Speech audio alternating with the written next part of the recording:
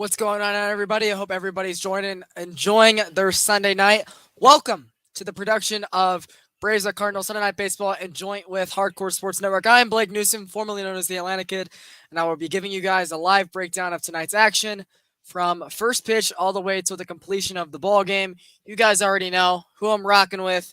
It's the boys from the down in the A. My world champion ring actually left that upstairs. So I should probably go get that later tonight. But it was a rain delay, an hour of nothing that went on, and Adam Wainwright just got done tossing his warm up pitches, and they will be set to go in a couple minutes. I'm gonna let viewers pile in here, enjoy and welcome. I'm gonna get the game cast up for anybody else wondering as well in just a minute. So let's go ahead and give a starting lineup for the visiting Atlanta Braves, coming in with a 79-49 record, a 37-25 record on the road. And of course, Adam Wainwright, the first ballot Hall of Famer, making his way to the mound right now. And I'll get the streamcast up for everybody watching at home. I like that view better. Right. So, Atlanta Braves starting lineup, of course, the shortstop. No Ronald Acuna Jr. tonight, for those wondering. Just being a little careful on the knee. He had a weird slide Friday night. They would want to make sure he's good to go, and I expect him to be back in the lineup Tuesday night versus the Rockies. So, leading off, you got Dansby Swanson on the contract here, hitting .289. Matt Olson in the two-hole. Kind of gives me flashbacks to the spring months at a .256 average. Austin Riley in the batting third. The young third baseman got a $221 million contract extension over a decade earlier this year. He's batting third, hitting .287. The All-Star catchers hitting fourth and fifth. Contreras behind the plate. William Wild Bill Contreras in the DH spot. The 2021 National League Championship Series MVP Eddie Rosario in the sixth spot. And the bottom three rounding out with the two rookies, Vaughn Grisham and Michael Harris the second, of course, also getting an 8-year, $72 million extension. And Robbie Grossman rounding out the lineup, hitting ninth. Joke Odorizzi on the mound for the Braves. He's 2-2 so far after being traded for Will Smith straight up at the deadline with a 3.95 ERA, coming off 6 innings of one-run ball versus the Pittsburgh Pirates. Everybody knows who Adam Wainwright is, of course, tonight. He is coming into the action with a 3.11 ERA, 156 plus innings pitched, a strikeout rate of 20%, and a walk rate of 7%, pretty much around the major league average. For the Cardinals tonight, we'll get into their lineup again, I'm sure, after the conclusion of the top half of the first inning. We got Lars Nootbaar, Brendan Donovan, and Paul Goldschmidt in the top three. The newly acquired dad, Nolan Arenado, who went 4 for 4 with a walk last night in the cleanup spot. Corey Dickerson in left field, the lefty, in the 5-hole. Dylan Carlson, Nolan Gorman, the other first ballot Hall of Famer, Yadier Molina, 6 to 8, and the switch hitting shortstop, Tommy Edman, hitting ninth. Wainwright's ready to go to Dansby Swanson, and the first pitch is in there for a called strike, and we are underway from St. Louis. Again, the Braves coming into action, 79-49, 2.5 back of the National League East leading New York Mets, and the Cardinals 73-54, 41-22 record at home at Busch Stadium this year. Dansby Swanson quickly down 0-2 now.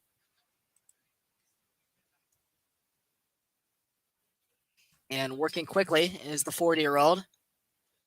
0-2 in there on the black for a called strike 3. Dansby Swanson does not like that call, and I understand why.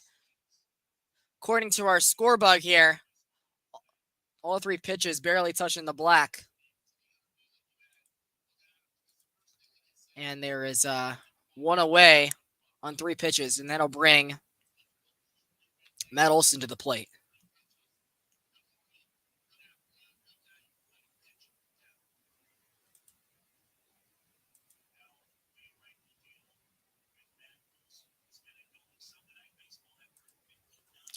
First pitch to Matt Olson outside.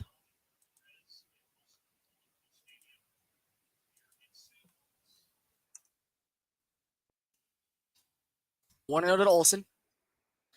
Curveball dropping into 71. That was some nasty stuff. 1-1 now.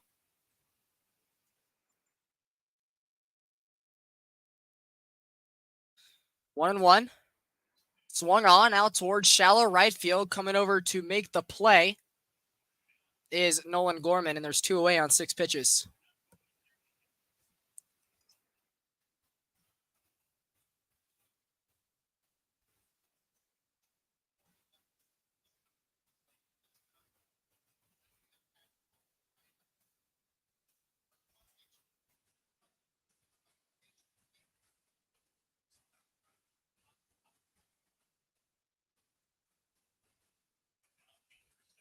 There's Austin Riley taking the first pitch he sees, fouling it down the left field line. 84-mile-an-hour cutter, and he's behind 0-1.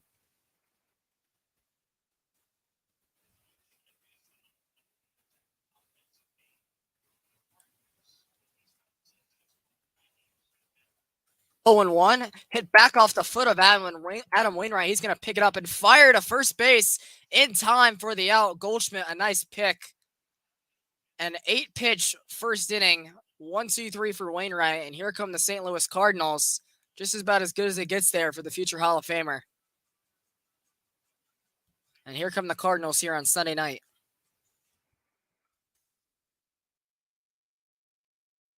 They create a banner.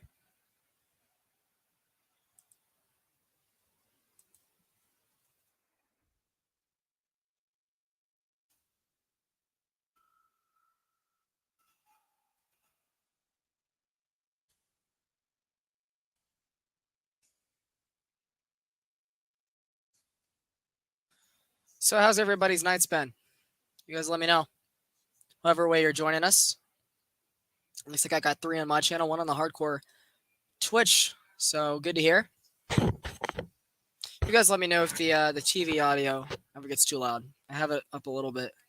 Show the full screen. I can't show a full screen. I can't do that. Like, this isn't my network. This isn't my Twitch. This is a network I work for, and I do that. Our Twitch is no more. So go get cable, coward. Put it that way. Lars Nootbaar, Brendan Donovan, the 2 rookies, and Goldschmidt batting third to up this inning.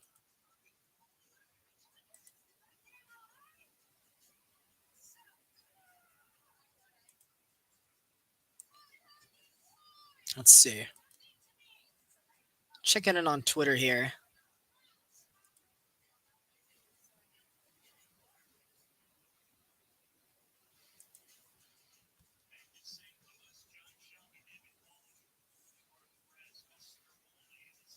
John Sciambi's calling the game tonight? That's funny.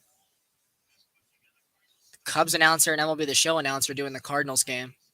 What's good, Further? How you doing, man? So we're waiting on Nootbaar. Jake Odorizzi looks like he's about ready to go himself.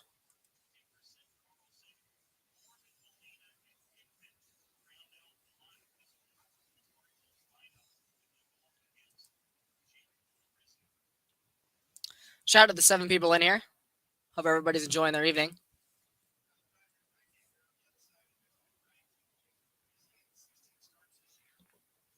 Odorizzi in 16 starts this year in ERA, just under 4. With a 5-5 record, about 80 innings pitched, 18% strikeout rate, and a walk percent of 7%. MLB average at 8%, so he is just under that threshold. Just kind of where you want him to be. So far as a Brave, he's made 4 starts, 2 wins against the Pirates and the Marlins. Marlins in a doubleheader effort, but the 2 big losses come at a big time to the New York Mets. First pitch from Odorizzi is outside, and Nootbaar jumps ahead 1-0 to start the bottom of the first inning. Again, a rubber game here tonight in Busch Stadium. The Braves have won the season series, winning 4 of the first 6.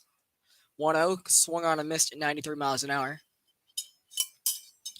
And, of course, the Cardinals came to Atlanta the month of July, 4th of July week, I should say. And the Braves won the first 3. Cardinals won the 4th one in extra innings. And Braves winning Friday night, Cardinals winning last night in a walk-off effort. They're looking to salvage the series 4-3, and the Braves looking to tack one on and get a game back on the New York Mets, who lost earlier today 1-0 to the Colorado Rockies, and win the season series over the National League Central leading Redbirds 5-2. 2-1 from Odorizzi, popped up out towards left field. Over there is Eddie Rosario camping under it and making the catch about 40 feet in front of the warning track for out number 1. Of course, the Atlanta Braves, the defending World Series champions. The Cardinals, last one in year 2011, although a very prestigious franchise as well in the city of St. Louis. How you doing, Max?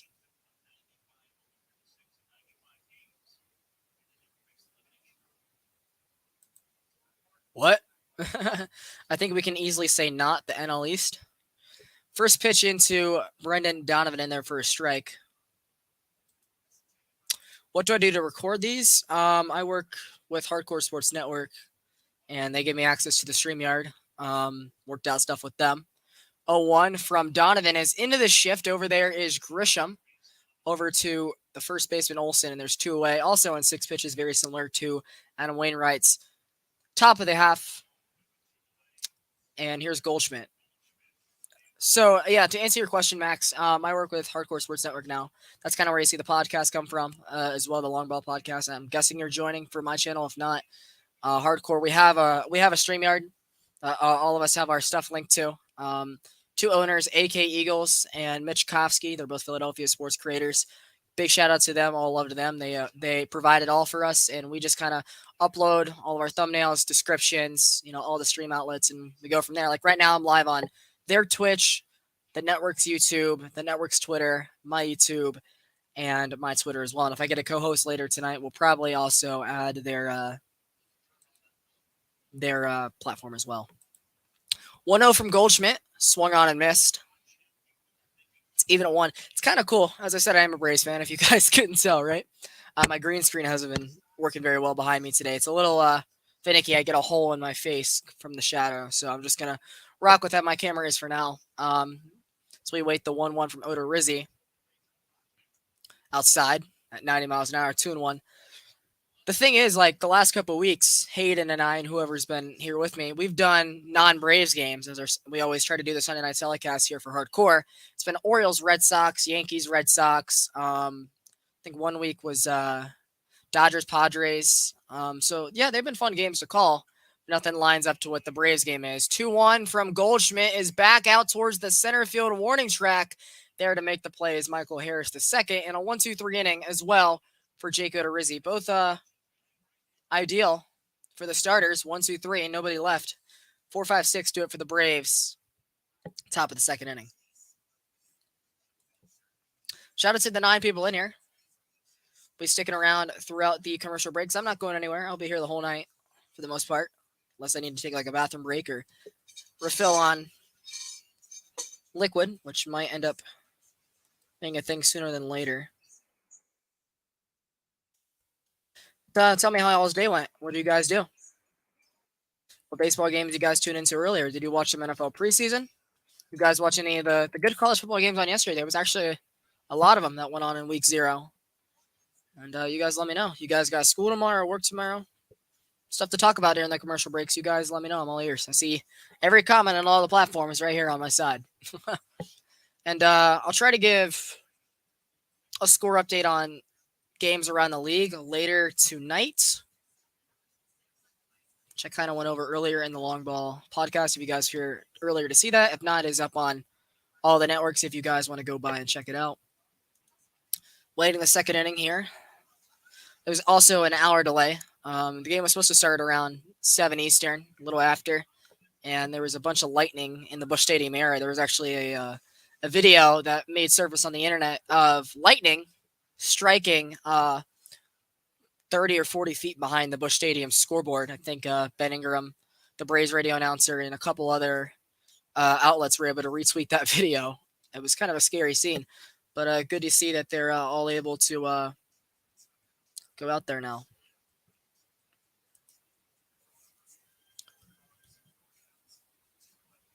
Let me turn down the audio just a tad, more than likely. How did I get 1K subs? Well, to be honest, I'm not as active on the channel as I used to be. Honestly, man, you got to get lucky to a degree. Like, I got like 300 subs off of one video, and that was MMG, if you guys know him, one of the bigger Madden creators. I used to watch him a lot a year or 2 ago, right? And he was live on Twitch streaming. Of course, he's a Lions fan, right? So Matthew Stafford gets traded to the Lions while he's on air. And I recorded the reaction and made an edit of it, posted it to YouTube because he never made anything about it. People looked up wanting to see what his reaction was to the trade. It got like, I don't know, 300, 400,000 views. It's still kind of getting traction. It did as well after, the Lions won the Super Bowl. Rams won the Super Bowl. So that got me from like 700 and change to over 1,000, and we're still working. So trying to get more back into the YouTube thing. I know I was really big into it my sophomore year, freshman year of high school, and I've kind of slowed down since then. But doing what I can to get some reps here, as I want to be a future broadcaster. 1-1 to Darno, swung on and missed at 90 miles an hour. One thing I'll say, which is really cool, is Adam Wainwright pregame, as I was setting up the stream for all of us, he was taking his bullpen pregame on mic for ESPN. Josh Sciambi could hear him. 1-2 by Darno, fouled down the right field line off the screen.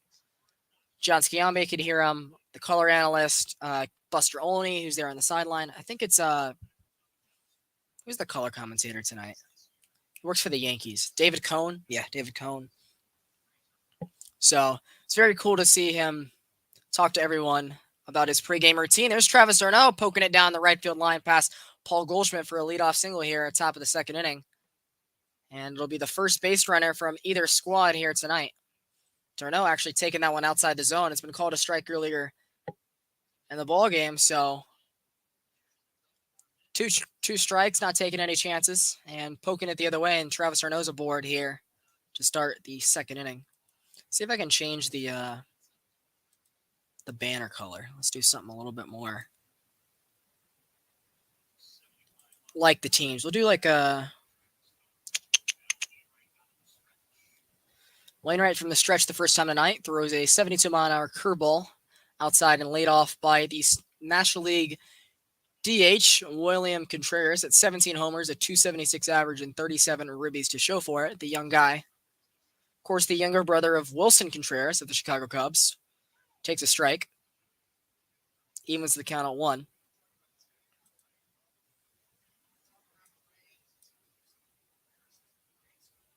Go something like that. Hope so, man. I've been working at it. I do play-by-play for my own high school as well. So they have a game, I think, at home the next week or two. 1-1 outside, 90 miles an hour once again.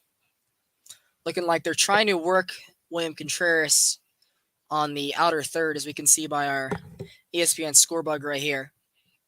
This is one of the weaker spots in Contreras' game, so it looks like they're trying to work him to the outside. 2-1. Swung on, out to third, and that's a foul ball. Arenado with a great throw over to second base. That might have had a chance at 2, but that ball rolling just foul. Adam Wainwright he didn't give birth, but was on the paternity list a couple days ago to the birth of his first child. At least I believe it's his first. You guys can correct me on that.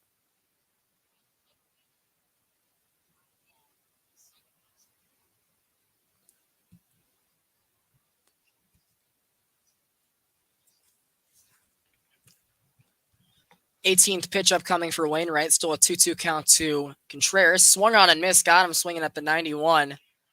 Fastball right by him. And his second strikeout of night. There's one away here in the second inning. I do. It is Lassiter High School. Let's see. I believe you're on my channel, so I can type it in. There should be a replay of our games last year, and of course our first game from not Friday night, but the Friday before last that I called.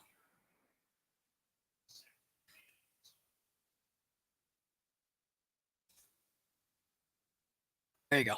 So if you're ever on NFHS on a Friday night, if we have a home game, you'll hear me, which we have 4 left. First pitch in there to Rosario, 89, right over the heart of the plate, and he goes up there taken. Looks like the Braves are trying to get deep into Waino's pitch count. You know, someone who doesn't throw with the highest velocity anymore. He's somebody that can go deep into games if he keeps the pitch count low. And the Braves up there taking the strikes, but doing that in an effort to hopefully get the Hall of Famer out there earlier than later. Back-to-back sinkers to start the at-bat. See if he goes back to the curveball or not.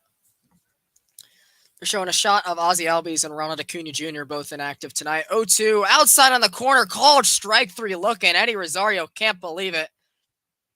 Another call wide of the strike zone. And there's 2 away. Second strikeout of the inning. You look at it right there. It's not a strike.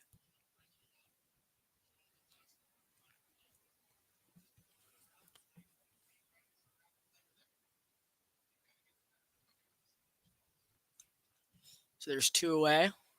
Brings up Vaughn Grisham, one of the future prospects in the Atlanta Braves organization. Takes the first pitch outside. Yeah, I think we also have a YouTube channel for us, Lassiter News Network. Where they also broadcast their daily, or not daily, their biweekly news broadcast for the school. 0-1 is lined out and caught on a hop. Tommy Edman, great jump, and that will retire the side. Call it L6 to end the inning. And we're through an inning and a half in St. Louis, still scoreless.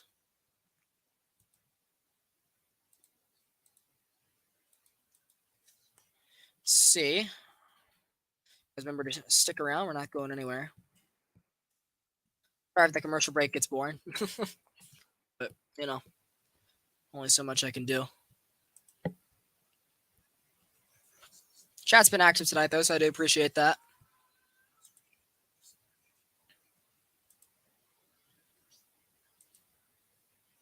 Yeah.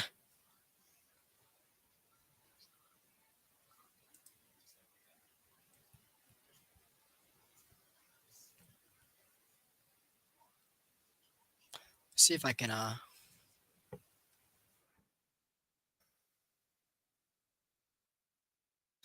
to find the URL from the YouTube side, see what's going on. So, due up for the Cardinals in the bottom of the second inning. Nolan Arenado, Corey Dickerson, and Dylan Carlson due up 4, 5, 6.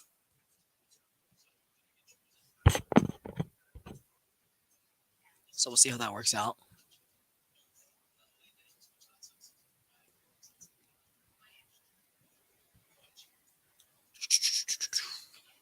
Anybody hear about the news from 2 days ago?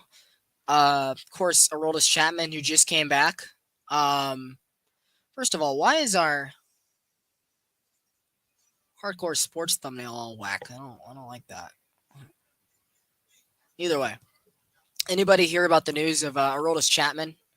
Just came back, got his closer role back from Clay Holmes after his arm issues the last couple weeks for the Yankees.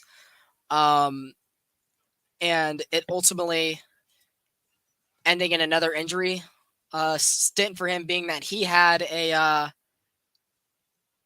injury with a tattoo. Like, he has a huge rash from his tattoo, and he got put back on the injury list, a 15-day injury list. So it might be out for a couple of weeks, which is not the greatest thing for the Yankees. Clay Holmes is already hurt.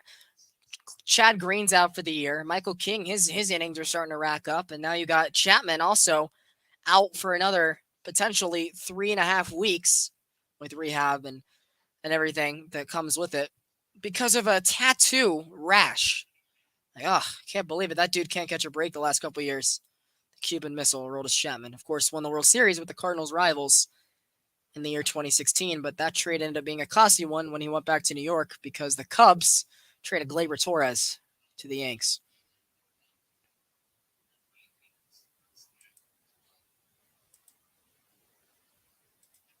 So, first pitch was outside to Nolan Arenado, who, of course,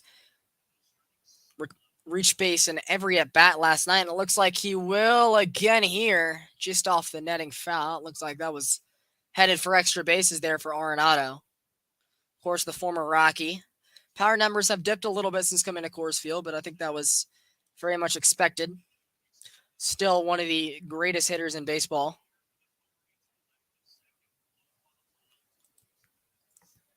In the prime of his career.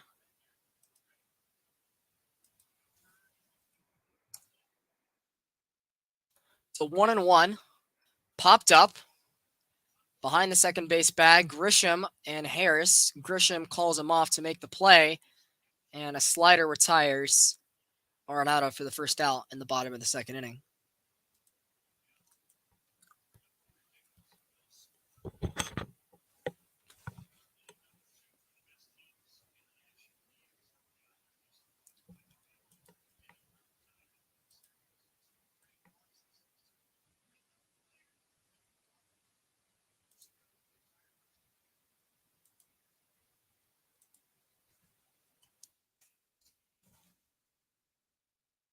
But Pujols, of course, on the bench tonight, being that it is a righty starting. Corey Dickerson in, though, and takes a first pitch strike from Odorizzi. And wouldn't be surprised if we see a Hall of Famer Albert Pujols later tonight, who, of course, Friday night was over in the homer margin, and last night had a pinch hit opportunity in the 8th inning, and he lined out to Dansby Swanson. So Pujols has been sitting and seeing the ball well. Of course, checking, and he's on the chase of 700 homers, and I honestly hope he gets it. That'd be awesome to see. I love that guy. I've always been a big Albert Pujols fan. And Pujols 6 away, 7 away from that margin. No, not sure if he's going to end up playing another year. 1-1 for Odorizzi, swung on and missed. 1-2 now. And tonight is the last chance he's got in this series to potentially get that margin up another notch against the Braves.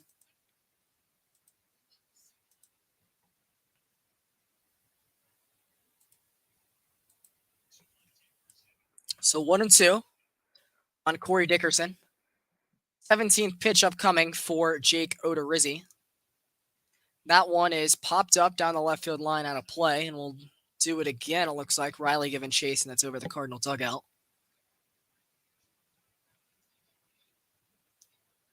Cardinals and Braves, both teams that will be in the playoffs this year. Cardinals looking like they'll be in the wild card action, and if it started today, so would the Braves.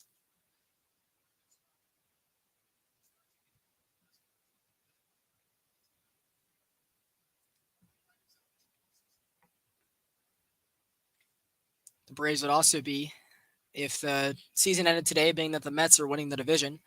2-2 now, just outside and high to Corey Dickerson.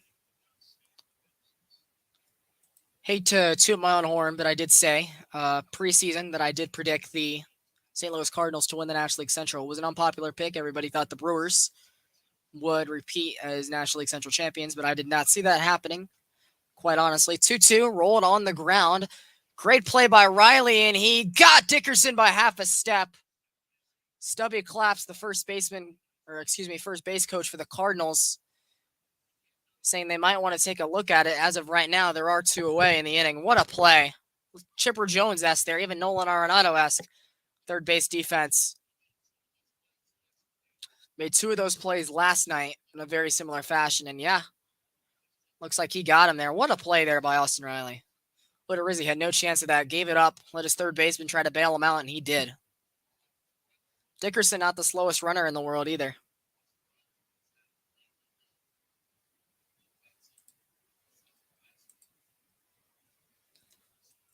Riley, who last weekend on the Fox telecast of the Braves and the Astros, stated that he wanted to also improve. First pitch in there from Odorizzi spiked. So 1-0 to Dylan Carlson, who's hitting .245.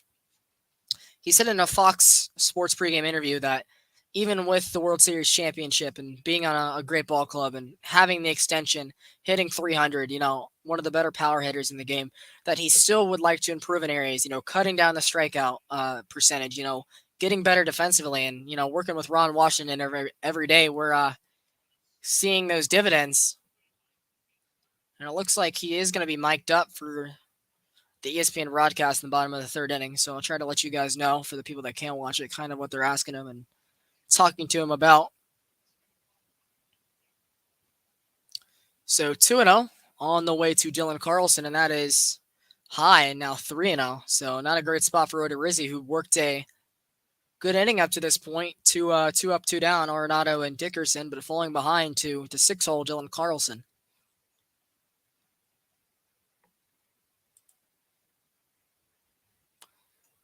3-0 in there at a strike, 92 mile an hour. Not quite over the heart of the plate, but close enough for the green light to be taken by Carlson.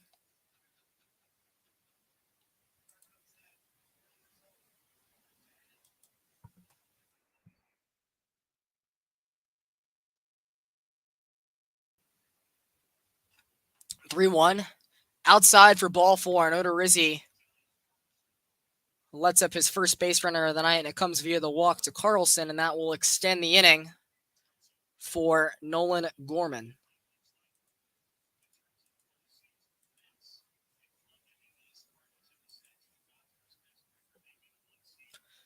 As of right now, the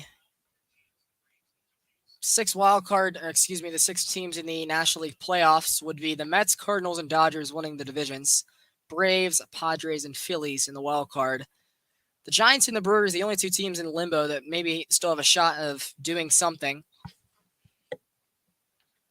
Brewers only, I think, 2 back, and the Giants 5 and change. So still gonna make a run after what they did last year, but looking like the NL playoff race is starting to get more and more solidified as time goes on. It's just a matter of where everybody's going to end up being seated.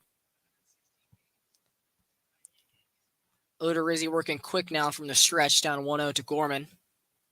Also hitting from the left side. 26 pitch is going to have to hold as there's a pickoff attempt, and backing in on the dive is Carlson.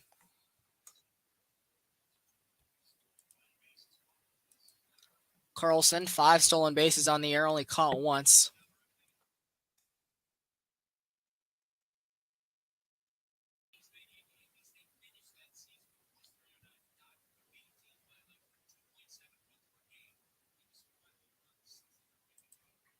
One 0 pitch on the black for a strike.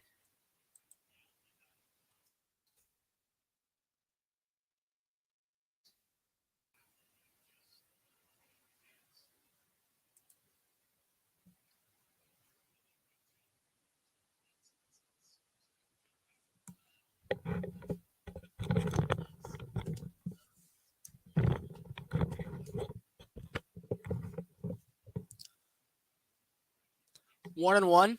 Swing and miss. Strike 2 to Dylan Gorman. And Odorizzi, one more pitch like that of getting out of the second inning unscathed.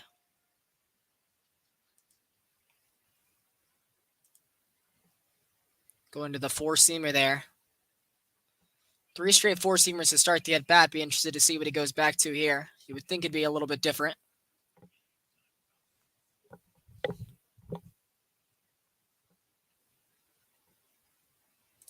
1-2 outside.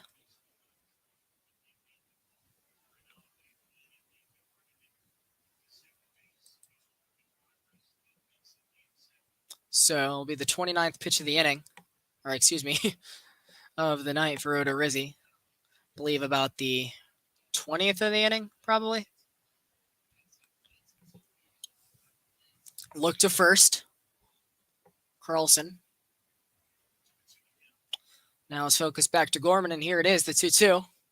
Swung on and missed. He got him at 93 miles an hour. Tipped and caught by Travis d'Arnaud, and that will do it for the Cardinals in the second inning. It's no runs, a walk, and 1 left, and we go to the third inning. Michael Harris leading off for the Braves, followed by Robbie Grossman, and back to the top of the order, Dansby Swanson in the top of the third inning.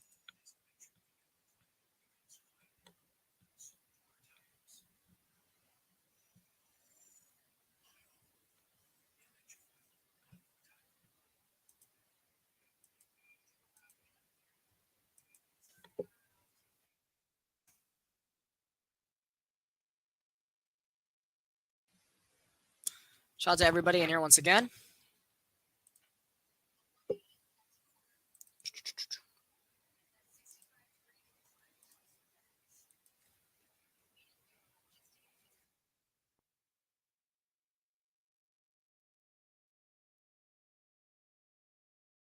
Update the banner for all of us.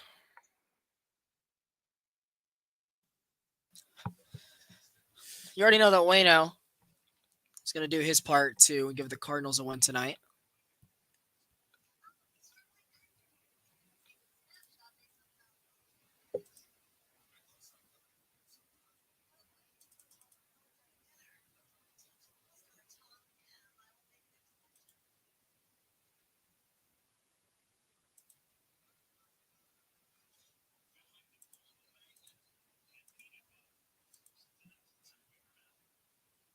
So they're showing an interesting graphic here on ESPN talking about the Braves.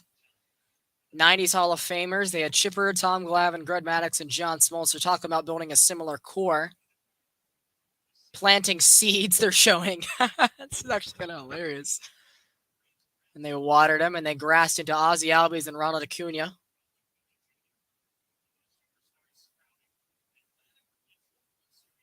and they grew into a World Series contender. That's awesome, dude. They also brought in Matt Olson and Michael Harris and Austin Riley have been dealt new contracts. Yo, that's honestly that's a sick graphic, and they left out quite a few names on that list. Potentially like giving Dansby Swanson a new contract this offseason. You still got Eddie Rosario under contract for next year. They didn't even mention the pitching. Max Fried, Mike Soroka's gonna be back next year. Kyle Wright has broken out and finally been what the Braves expected after many years. First pitch in there at a nice 69 miles an hour from Adam Wainwright. Lots of velocity behind that curveball at the age of 41. And it's 0-1 to Michael Harris. Working quickly is Wainwright. Down low to the potential rookie of the year, Michael Harris II. Adam Wainwright was once drafted by the Atlanta Braves. I'm sure a lot of people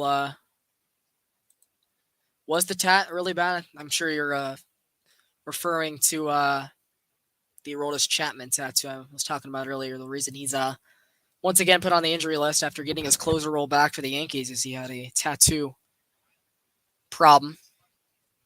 2-1 to Michael Harris. Popped up behind the pitching mound, and that's going to be dropped by Adam Wainwright. And reaching first is Michael Harris. It might have been better to call off and let either Arenado or Edman take that ball. Let me make sure who was second base spot. Nolan Gorman as well. I mean, they were all in pursuit. Not sure what Arenado was what Waino was doing there. Arenado looks like he might have had it on a hop and maybe had a chance to get Michael Harris out at first, but it's going to end up being I would guess, an error. It actually was ruled as a hit. John Sciambi telling me the news, so thanks to the actual broadcast. So we'll bring Robbie Grossman to the plate. Of course, his average has jumped about 20 or so points since being added at the trade deadline, coming over from Detroit. Atlanta sending over high A reliever, the lefty Casey Kalick. He's ahead 1-0 on Waino. Grossman likes to hit the ball anywhere on the outside. He's not the greatest from the left-hand side of the plate, but he's given the Braves decent results. And of course, with Azuna's problems, on the field and off, and with Eddie not having the greatest year, they've stuck him out there as an everyday corner outfielder. 2-0 now. That looked like it might have been in the strike, so not a very consistent zone so far by the home plate umpire. You look at his splits. From the left side, he does most of his damage on the far corner of the plate. And so far, Waino actually attacking that part of the zone. 2-0 curveball. Right at the heart for a strike. I don't know why Grossman didn't pull the trigger on that one. And it's 2-1. I mean, it's just about as good as it gets right there. Interesting.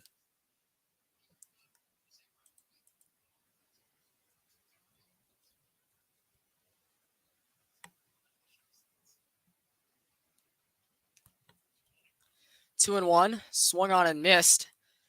82 mile an hour, whiffed by the bat of Robbie Grossman, and it's now even. 32nd pitch of the game upcoming for Adam Wainwright.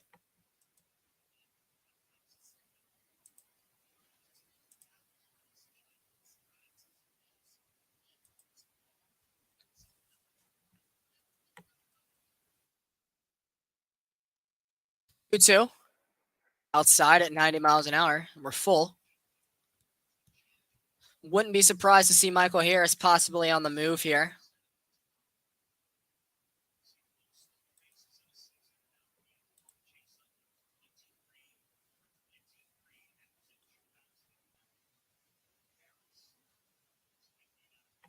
Harris 15 out of 15 still in the bags this year. Chopped at the plate and we'll do it again. Count remaining full.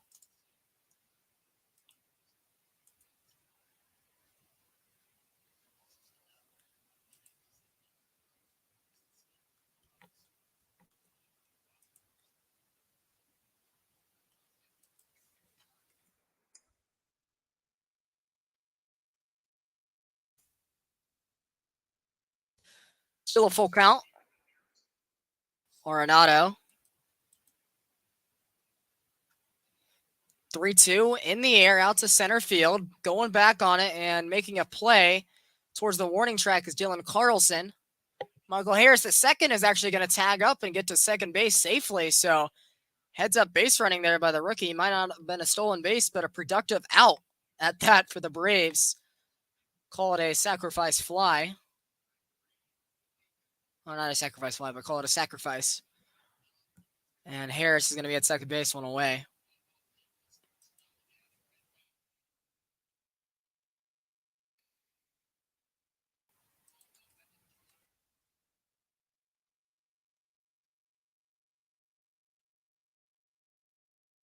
Dansby Swanson swinging at the first pitch he sees, grounded over to Arenado. Back to second base goes Michael Harris, and Dansby Swanson out on the force out to first, and there's two away. Waino coming back after giving up the leadoff hit to Michael Harris to retire the next two men he sees.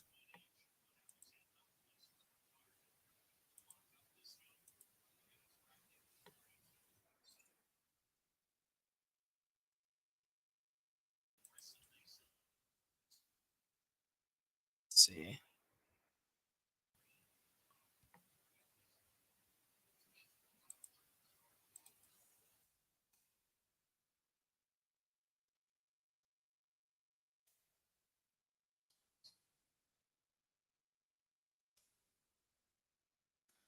Waino back to second on the pickoff and safely is Michael Harris.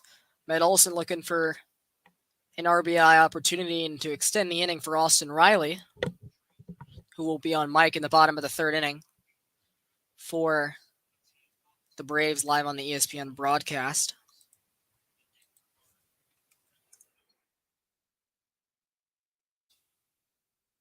First pitch outside and call it a strike anyway. Yadier Molina, good frame on that one. 0-1.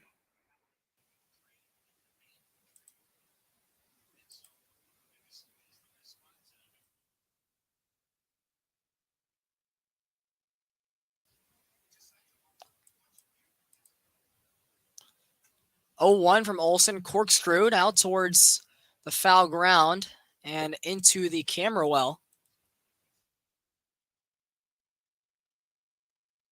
And there's two away. What's good, Mike? How you doing, man?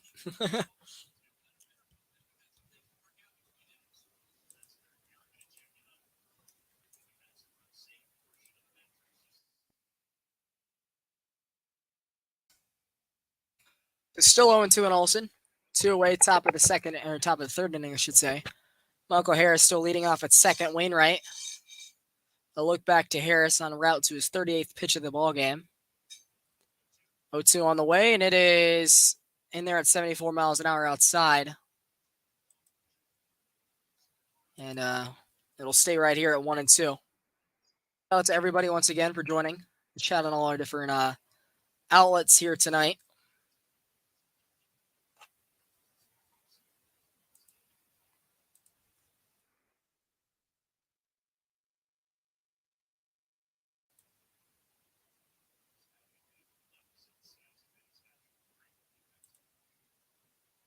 One and two. Fouled back off the side of the screen. What's up, Kernick? How you doing, man? Good to hear from you, man. Shout out to the 8 people in here. So it's still 1-2 to Olson here. Wainwright's pitch count, not ideally high, but also not sea level low. See another look to second at Harris. Here's the 1-2. Flown out to left field, out there to make a play on it, a can of corn for Corey Dickerson, and he pitches around a leadoff single from Michael Harris to retire the side in order from there. And we go to the bottom half of the third inning. Austin Riley will be mic'd up at the bottom half. Still scoreless, due up, of course. Yadier Molina, Tommy Edman, and Lars Nootbaar, 8, 9, and 1. Also now showing on the scorebook screen. So, welcome into all of the new viewers here. Let me update the banner for everybody. Still wait. I mean, my co-host kind of called off the last minute, which is no harm in that too. I know Hayden was unavailable, but RJ as well.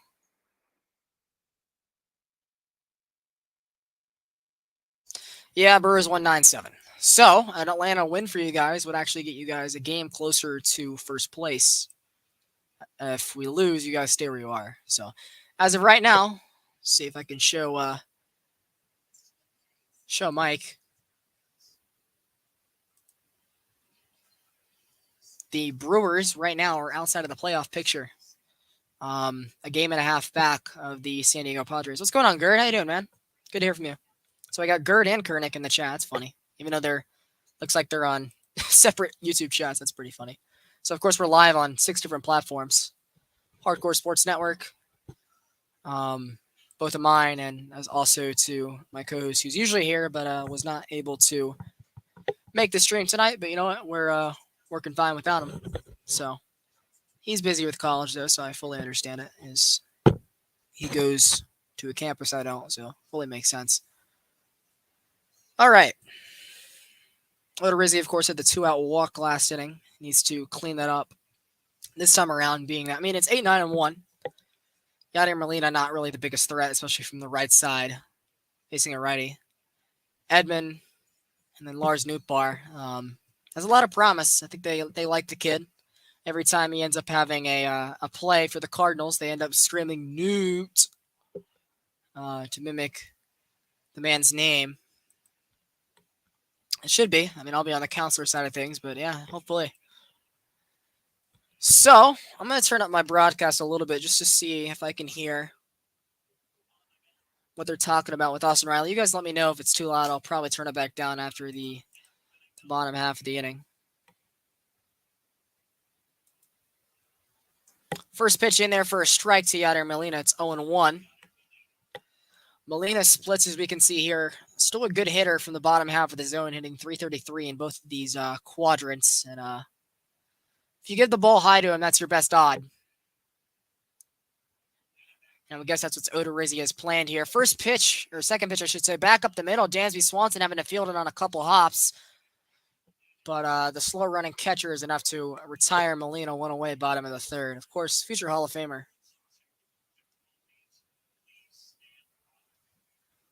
Riley's having technical difficulties, it seems.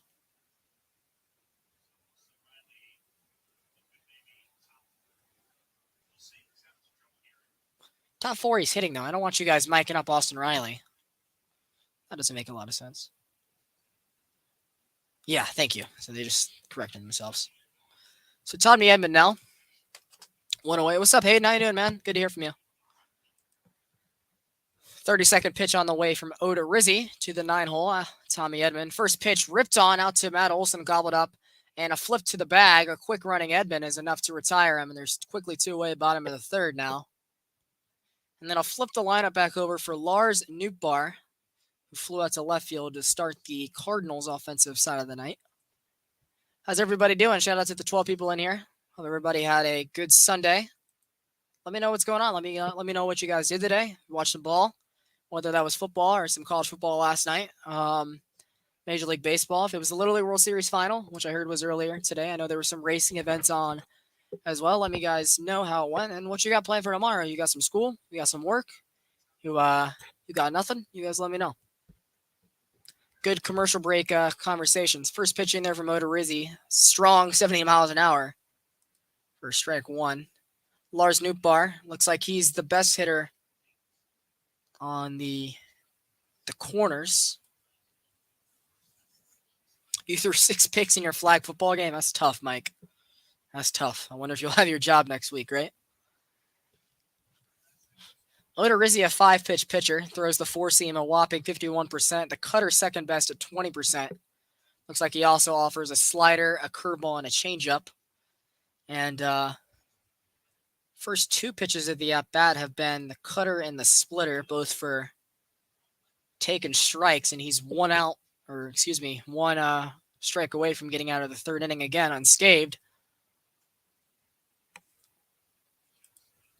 If your name's OG Mikey, there's a chance I'm going to slip up. I know it's Alex, but What's with you calling yourself OG Mikey? Like, you gotta, if you want to explain the story with that, that's fine. If I do that though accidentally, like, don't be mad. The sign, and here's the 1-2 on the way from Odorizzi. Foul down the left field territory and out of play. Nootbaar was an 8th round pick in the year 2018.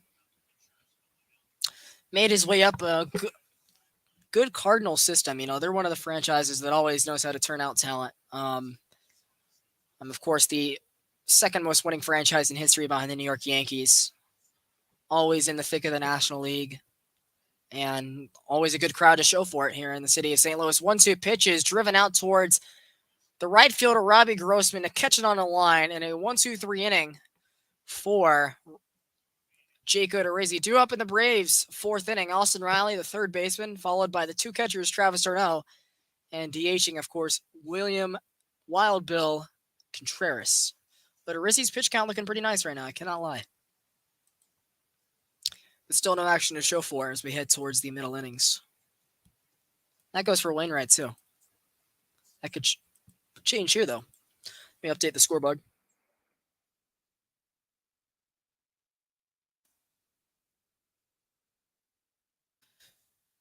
All right. Hayden, what you got coming up on your TikTok, man? What else you in the plans to make, man?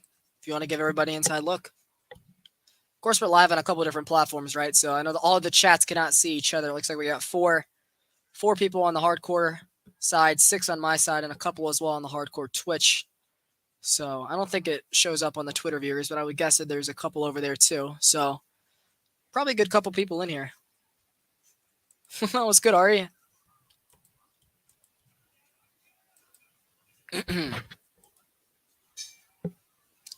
I have to get a cup of water here sooner than later. I realized that drink I had here from earlier, I went through all of it. So,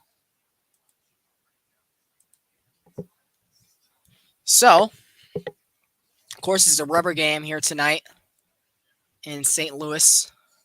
Braves at 79-49, as shown by the record here on our Gamecast. Cardinals at 73-54. Braves took 3 of 4 from the Cardinals in the early weeks of July. Cardinals winning the last game in that 4-game series in extra innings. Braves winning Friday night. Cardinals with the walk-off come from behind win last night. Braves led all game. And so a chance for the winner to take the series respectively, but the Braves have already clinched the season series versus the Cardinals. Well, for everyone who's here, I've got some Braves live game content coming on Saturday. Okay, that sounds like a good idea. You gotta try to interview Vaughn Grisham, man. Of course, you were able to interview Strider and Harris, and they've been great for us. Maybe you being able to interview Grisham will maybe give the Braves some good voodoo, some good mojo to be able to keep Dansby Swanson in and have a long-term home here for Grisham too. So that's my challenge to you. Either get Dansby, if not, I think the more realistic thing is try to go and interview Vaughn Grisham, man. That might be pretty cool.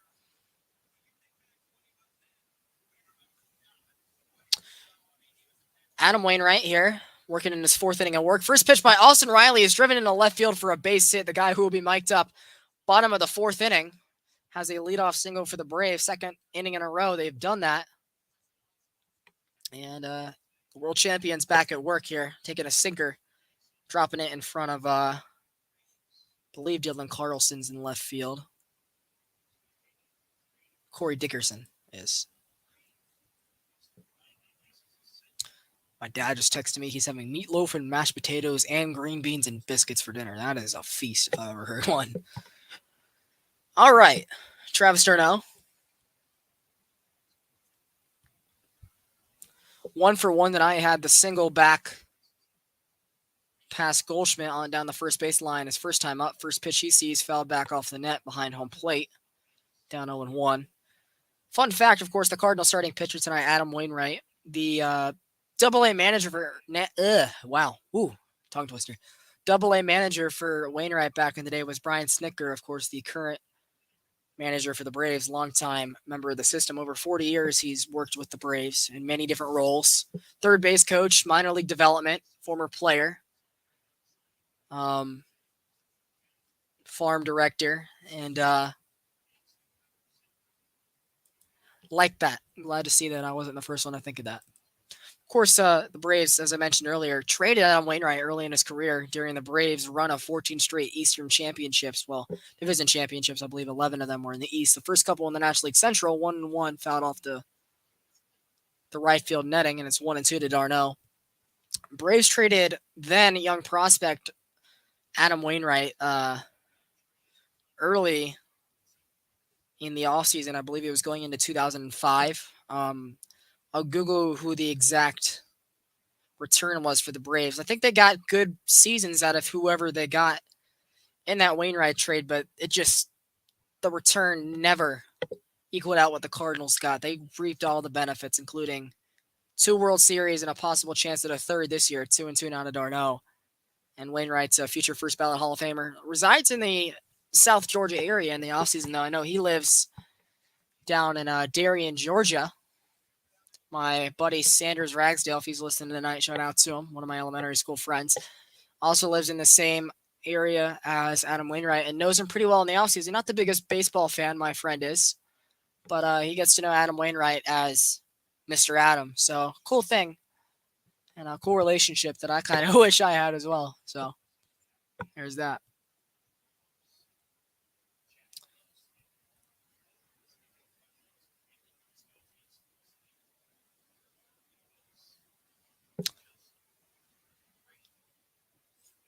Mike Maddox, the pitching coach for the Cardinals. 2-2. Down low and not getting d'Arnaud to check. A very close call that was, in a full count now to the Atlanta catcher, who got a 2-year extension about a year ago to this day to remain in Atlanta for the 2023 season and, of course, for this season in 2022. Of course, Contreras is probably soon to get a payday of his own, probably within a year or so. 3-2 on the black, called strike 3. Down looking goes d'Arnaud, and it is the 4th strikeout for Adam Wainwright. No walks to show for it. He's pitching a great game so far. Wow. It was right there. I mean, they showed on, let's look at d'Arnaud splits here before it goes away. 067 hitter in the top quadrant and has not recorded a hit all year when a ball has been thrown to those top 2 quadrants now, showing Contreras' stats. But not the worst idea for Wainwright there on the full count pitch, and now ahead 0-1 to William Contreras.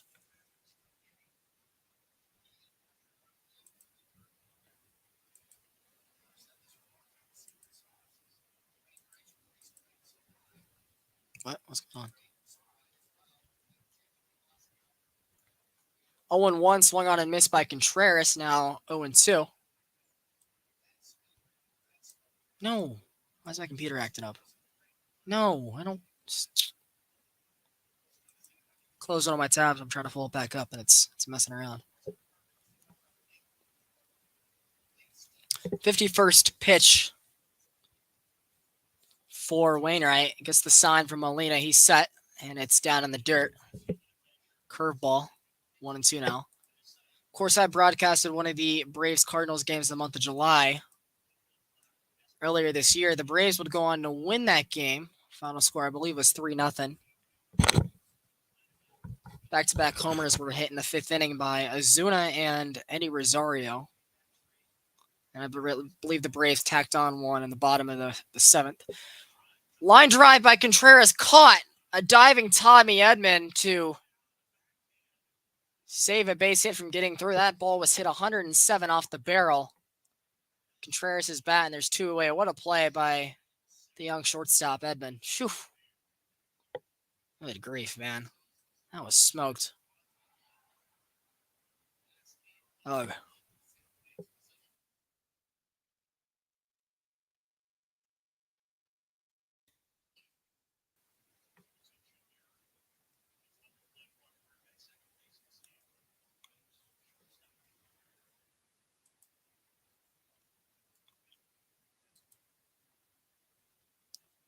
First pitch to Eddie Rosario outside and called a strike. Another good frame by Yadier Molina, and he's down 0-1.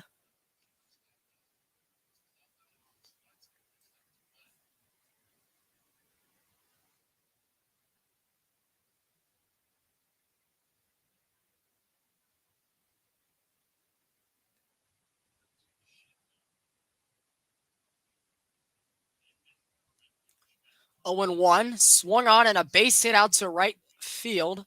Coming over to make the play, Riley going over to third, a throw off the line, and Riley in there safely. Eddie Rosario with a base hit, and it's going to have runners on the corners here with one away. That Contreras line out looking ultra costly to the Braves' odds here in the fourth inning. Otherwise, surely that would have scored Riley, being he'd be in scoring position at the time of that hit. But it'll be first and third, one away for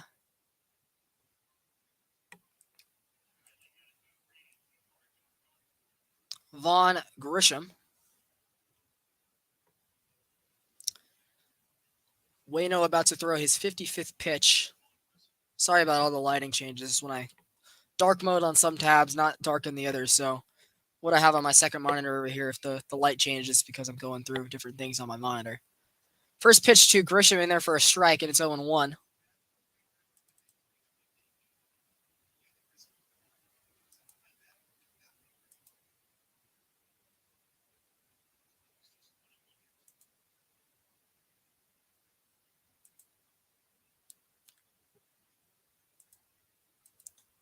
Owen 2 now. Swung on and missed at 90 miles an hour. Waino strike away from a fourth straight inning of scoreless baseball. Braves looking to have that not be the case. But Grisham, of course, the rookie, facing a man 20 years older than him. 0-2, chopped on at the dirt and fouled. Grisham in his first at-bat lined out to Edman as well to end the second inning, I want to say. So hit a ball hard the first time up.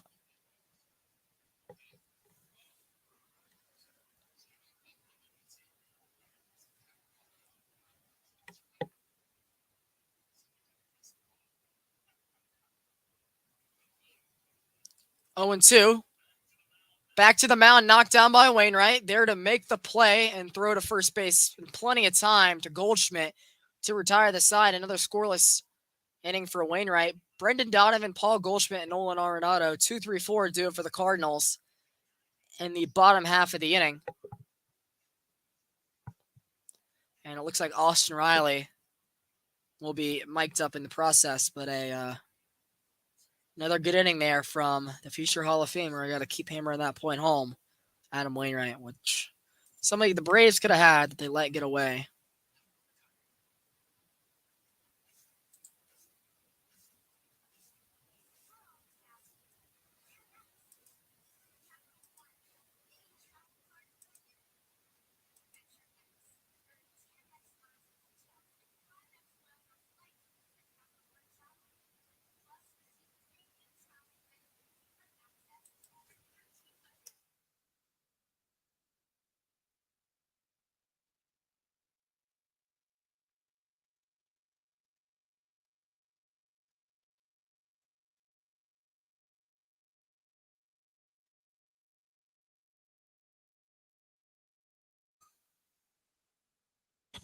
Bottom of the fourth.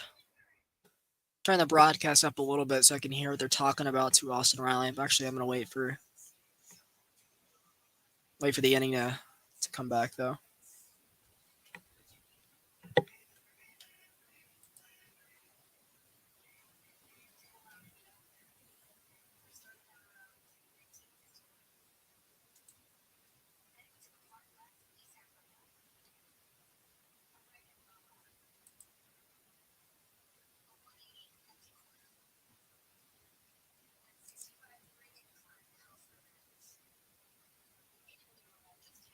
Something's bugging on my Instagram.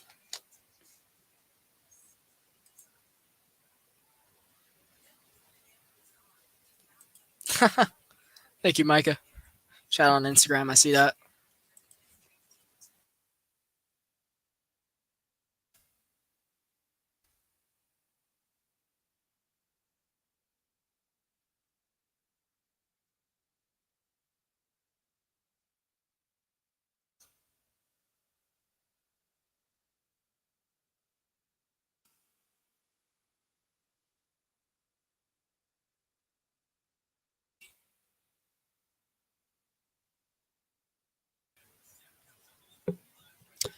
All right.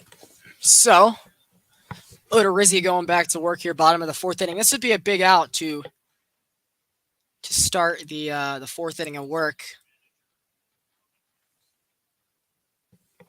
You would like to retire the rookie Brendan Donovan here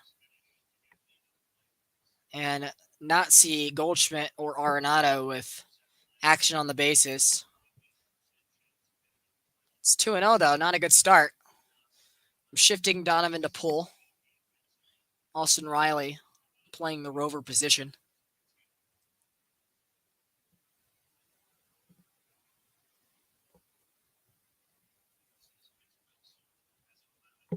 Two and 0. Fouled back off the screening down the line, and 2-1 now.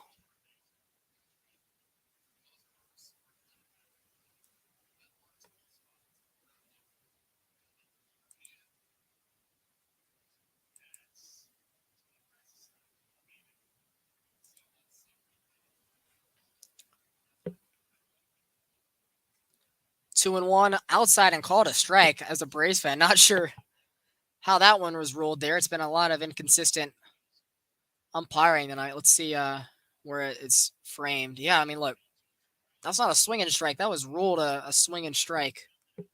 Or I'm sorry, that was ruled a called strike right here. It's just not a good call. 2-2, fouled down the left field line. We'll do it again. I mean, there's been some bad calls tonight. There's been some strikes called up in the top quadrant. There's been strikes called to some of the lefties over here. Now, added this one. There's been some strikes called balls in the bottom part of the zone and one up in the corner. So just umpire's not been the greatest tonight, to say the least. 2-2. Swung out towards left field, and that's going to go right over the edge of the screen into the crowd.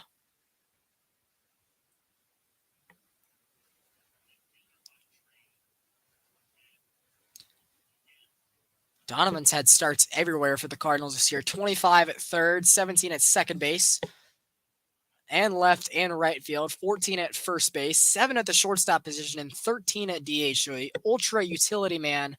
Something that will probably be good for a long time here for St. Louis. 2-2. Back up the middle. Gloved by Odorizzi. He'll jog and flip it to first for the first out to Matt Olson. And that will bring up Goldschmidt and Arenado. First is, of course, going to be Paul Goldschmidt,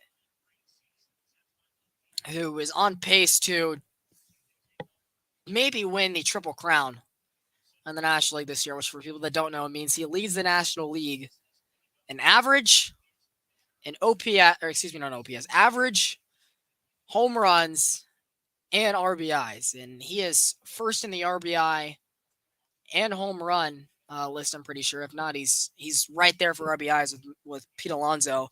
And the average, he's got to be in the top 3 or 4 with Trey Turner, Freddie Freeman, and Jeff McNeil. So a great season for Goldschmidt, who is soon to be 35. But he's had a great career, both for the Diamondbacks and, of course, coming over here for the Cardinals. 0-1. Popped over towards the right field line. Over there to make the play in fair territory is Robbie Grossman, and there's 2 away. 46 pitches up to this point for Odorizzi, and that'll bring up Nolan Arenado, who in his first at-bat popped out to, I remember Grisham behind the second base bag, but didn't get out a single time last night. So something to keep in mind of. Just came back from the paternity list after the birthing of his first son. I believe at least that's how you say the terminology, so correct me on that if I'm wrong. The birthing, the birth, there we go. Had the birth of his first son a couple days ago, so just returned from the paternity list last night and put on a show, 4 for 4, and a big walk in the 9th inning. So had the big 2-run home run in the middle innings to get the Cardinals back into it, and Atlanta, who led all night from a scoreless inning in the 4th all the way till the 9th inning. He was a tough out. 0-1, high, even the count at 1. Of course, Goldschmidt and Arenado were longtime National League West rivals for the Rockies and the Diamondbacks. And they've both been traded to St. Louis a couple off seasons Simultaneously, of course, Goldschmidt was before the 2019 season, and Arenado, I believe, was after 2019, if I'm not mistaken. It might have been 2020. I could be wrong. 1-1, ground ball over to Grisham, gloves it, and throws it to first base once again with plenty of time. And a 1-2-3 first inning for Jake Odorizzi, looking good so far tonight through 4 innings complete. Still scoreless. Very similar to the first Braves Cardinals telecast we did here on Hardcore Sports early in July.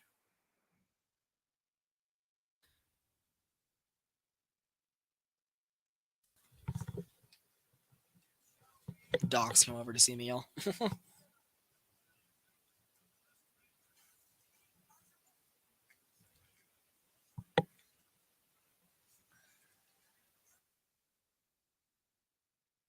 Michael Harris, Grossman, and Dansby Swanson do up 8-9-1. Top of the 5th inning for the Braves.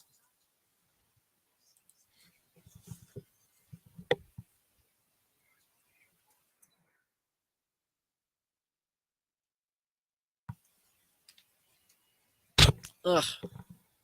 I'm still trying to figure out when they're going to interview Austin Riley. Maybe they'll do it from the dugout at this point, because it looks like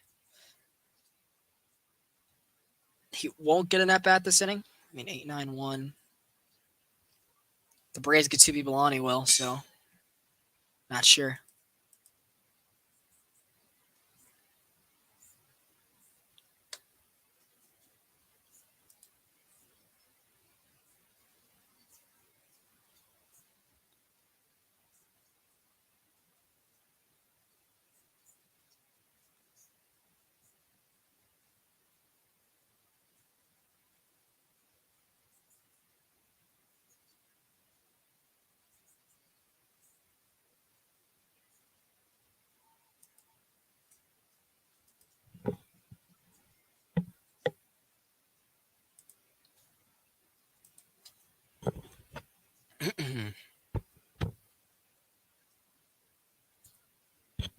Guys, let me grab one of my drinks, which is like over around the corner for me that I've not opened. Give me 10 seconds. I will literally be right back.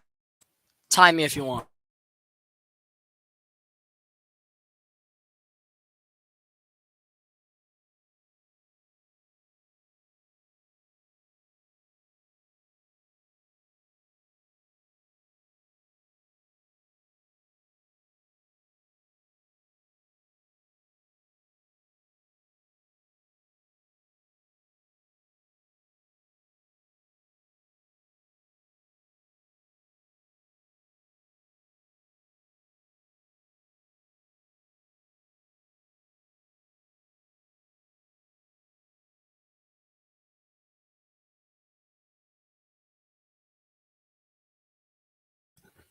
All right.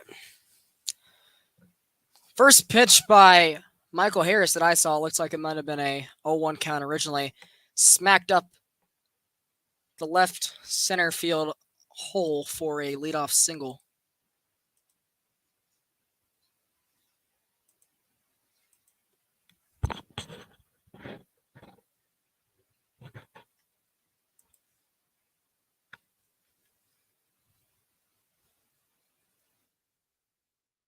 Not sure what you mean there, Mike. I see your message. My camera is my phone, so I have to answer him via computer. Oh, time me. Got it. Okay. Yeah, I had to double check something in my laundry room as well. So Robbie Grossman here. First at bat, he was set down via the flyout. Remember, it advanced Michael Harris to second base, a very rare tag up you see from first to second, but the young rookie able to get it done. He's in a 1-1 count now. They have Albert Pujols mic'd up right now, which is kind of interesting. What's going on, Harris? Well, I'm live on a couple different platforms, so whatever you choose. I'm on the Hardcore Sports Network, along with their Twitch and their Twitter, and as well as my Twitter and my YouTube that I'm not as active on anymore, but I try to still put some stuff out on there. Of course, good practice. I'm also live on my co-host's pages as well, who is not able to be here tonight. It's good to hear, though. Good to hear from you, man. Hey, man. Colts Super Bowl run starts 14 days from today. Hopefully they're 1-0 as of right now. What are you doing? My dog's right here.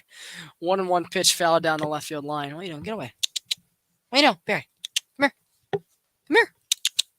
Come here. Don't be shy. Come here, buddy. Come here. I'm trying to get him to come on camera, but it's hard to with my phone being the webcam. It's hard to move it. I have it mounted in place. 1-2 on Grossman, though. Oh, he's being a weirdo.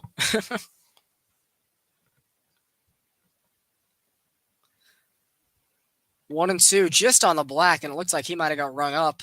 Not to be, though. That pitch has been called strike numerous times tonight, but the inconsistency of the umpiring crew being shown once again.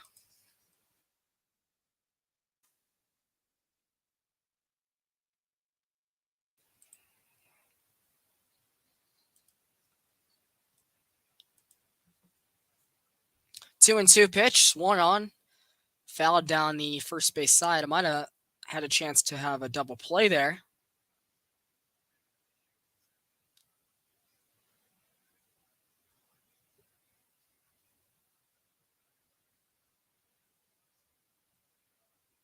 So remains 2-2. Shout out to the 8 people still with us tonight.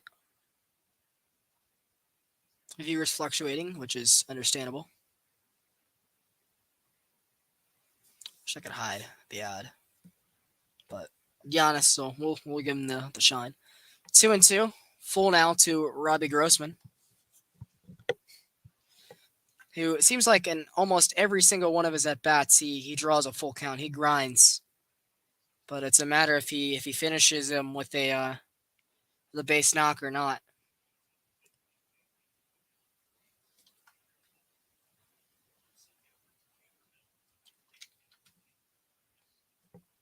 '67th pitch on the way, and it is swung on and foul towards the Cardinal dugout, and will stay here. Pitch would have been a strike if Grossman took so too close to let up on it.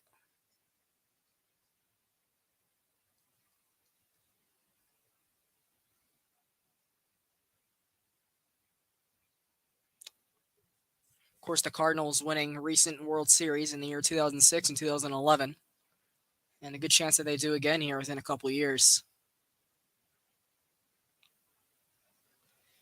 3-2 pitch. That ball is given a ride out to the right fielder, and making the play in stride is Lars Nootbaar, one retired. Grossman gave it a good piece of the barrel, but unfortunately right at the Cardinals defense. Nootbaar there to make the play, and there's one retired here top of the 5th inning.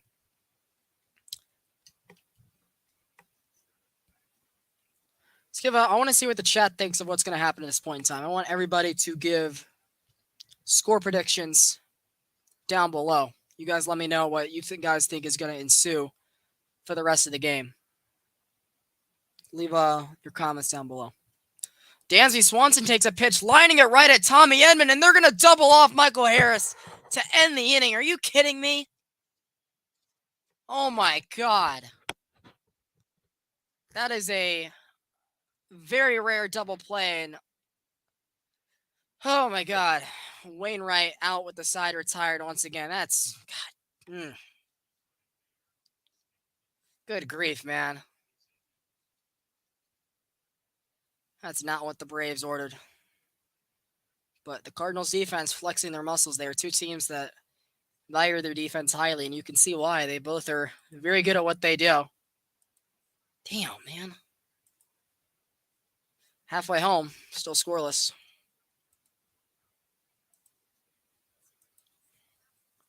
Fanship kind of showing there. Trying to keep it as neutral as possible, but I can't help it.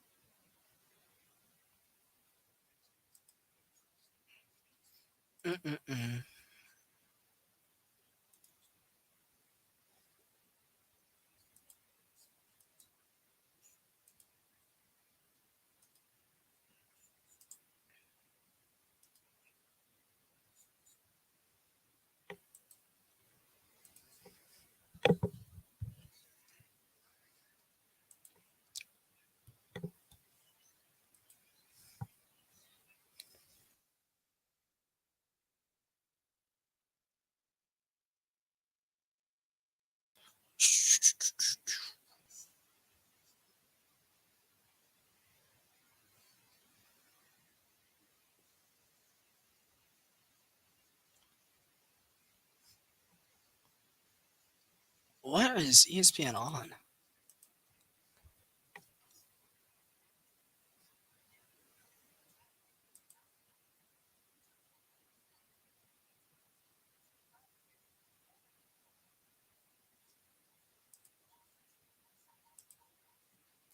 Want to comment on this? Looks like you're not able to.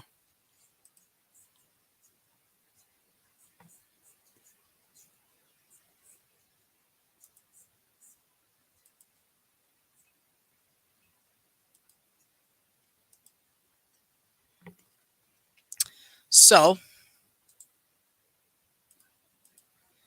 do it for the Cardinals. Bottom of the fifth inning, we got Corey Dickerson, Dylan Carlson, and Nolan Gorman, which I believe is the entirety of the Cardinals outfield tonight. Gorman at second base, Dickerson in left, Carlson in center, Nootbaar in right. So not quite, but get a good guess either way. Corey Dickerson, who was 0 for 1, grounded out his first time to Austin Riley. I believe it was in the shift. If you look at his splits here, though, hitting .429 when you give him the ball low and outside. So something the Braves might want to be cautious of.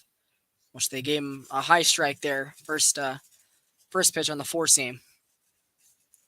0-1, fouled away.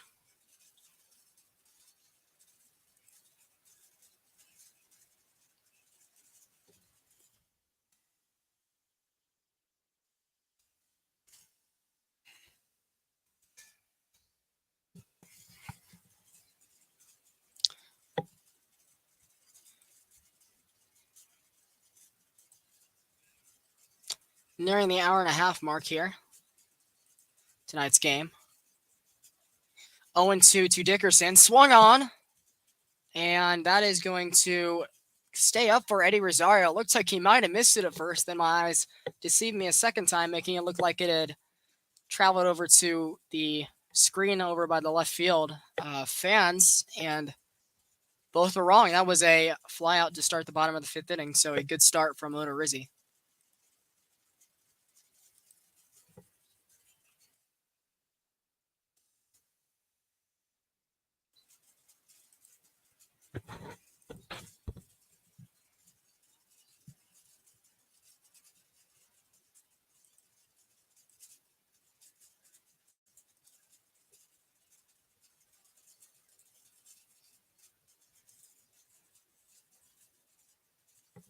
So here is Dylan Carlson, who walked his first time up.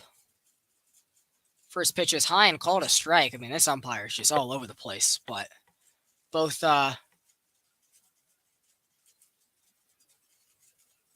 teams have reaped the benefits and the cons. So at least it's been level on both sides. But either way, it's just not been the greatest tonight. 0-1. Swung on and missed. Got him in the top quadrant. 93 miles an hour. One of the fastest pitches thrown by Odorizzi tonight. Austin Riley is going to be moving over in the rover position in between Grisham at second and Matt Olson at first in shallow right field to defend the pull side here on 2 strikes. And here's the 0-2 from Odorizzi. High and out. 1-2 the count now.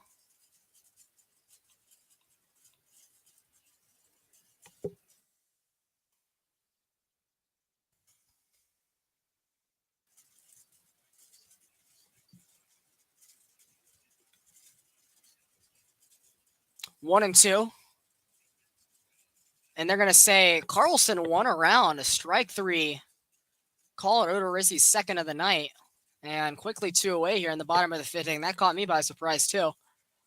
Was not sure that was a check or not. In my opinion, it looks like he held up, but according to the third base umpire, not to be.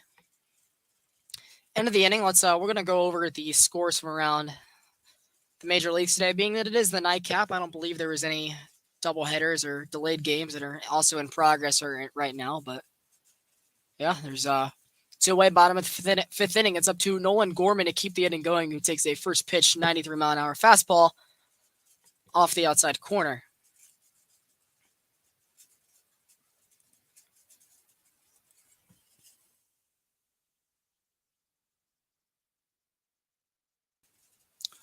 1-1. Now after the foul ball out on the left field line.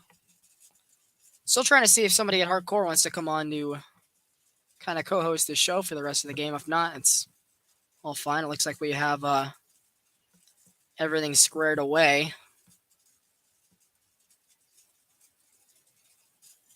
But if anybody's watching from Hardcore, you guys want the link, you guys have the access, come by. So 1-1, 59th pitch from Oda Rizzi. Swung on and missed again, 92 mile an hour. A little bit of a, looks like a little bit of a wrinkle there by Oda Rizzi, and he's one strike away again from getting out of a fifth inning of work unscathed.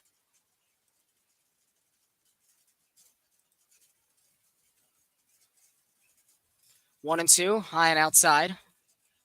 They've set up that pitch a couple times tonight.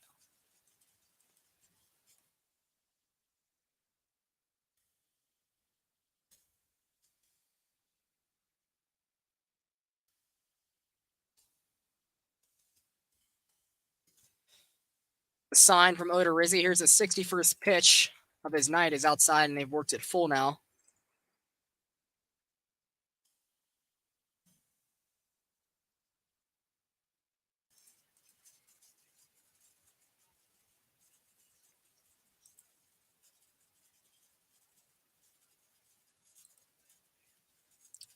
Went to the four-seamer for all three of his, actually every pitch of the inning, or sequence tonight. Whoa. 3-2. Foul down the line.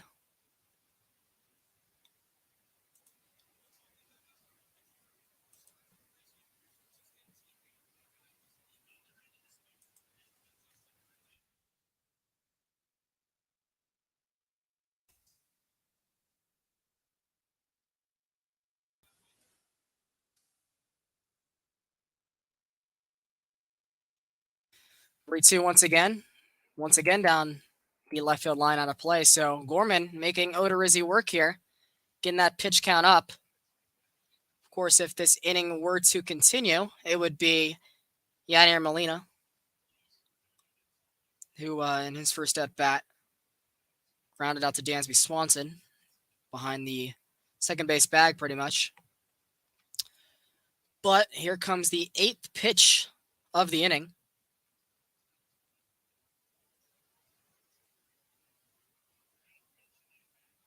Oda Rizzi's going to take time. No visit to the rosin. No mound visit, not even a pitch comm malfunction, just to square his mind and hopefully figure out on how to get Nolan Gorman to be put away. 3-2. Thrown away. Looks like 8th straight four-seam fastball there. I wonder if he's going to go to the slider. Be hard to imagine he goes to a 9th straight fastball.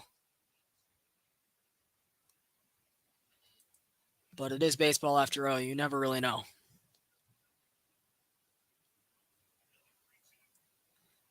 3-2 once again.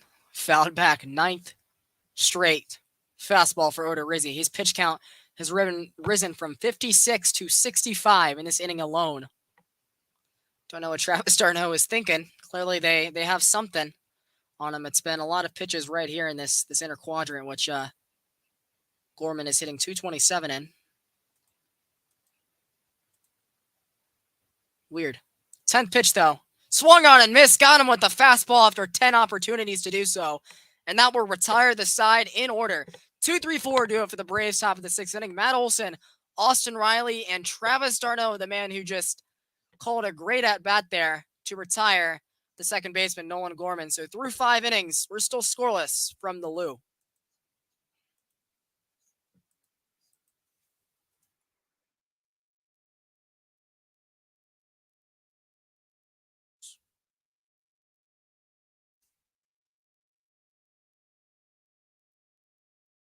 Wow. This has been an interesting game so far to this point.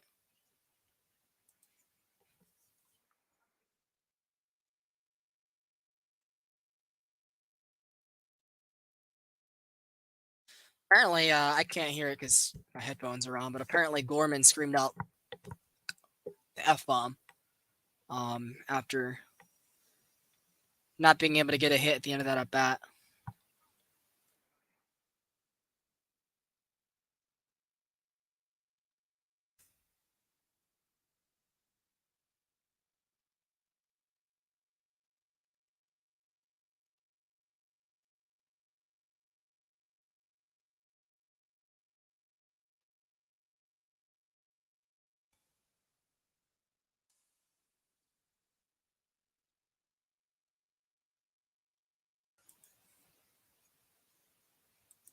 So, interesting to see what Matt Olson's going to be able to do here in the 6th inning.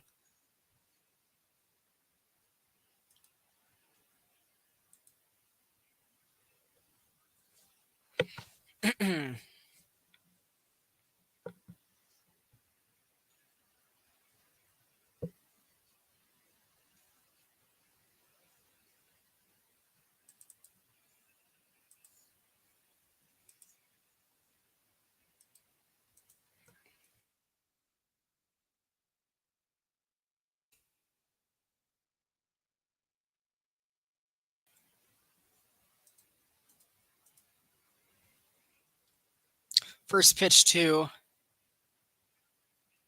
Matt Olson, soon to be.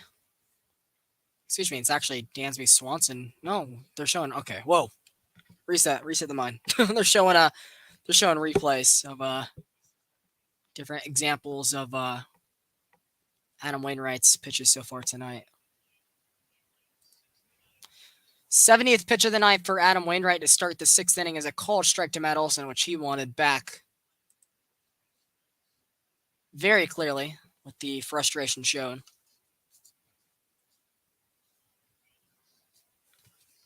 0-1 in the dirt.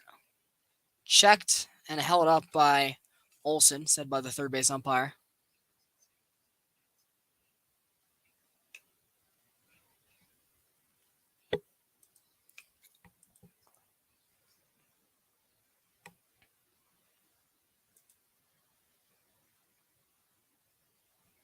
One and one. Outside.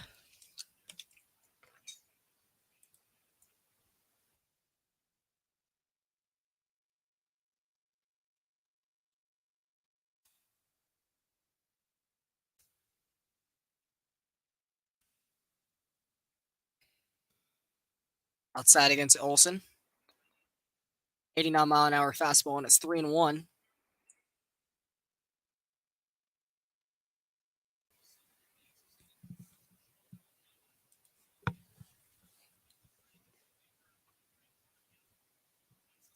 '74th pitch from Adam Wainwright by Olson is going to be golfed out towards right field, and in there to make a catch in the stride is Lars Nootbaar in a 3-1 loud out to start the 7th inning, but an out regardless. That pitch was a good piece of cheddar.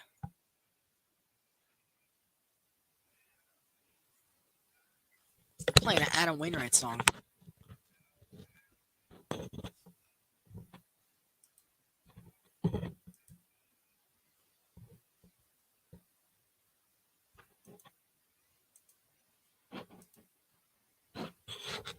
First pitch to Austin Riley now. In there for a strike. Kind of interesting hearing what's going on, man? How you doing? One away in the 7th. 0-1 on the way from Adam Wainwright. And that pitch is going to be fouled off the screen. Now 0-2.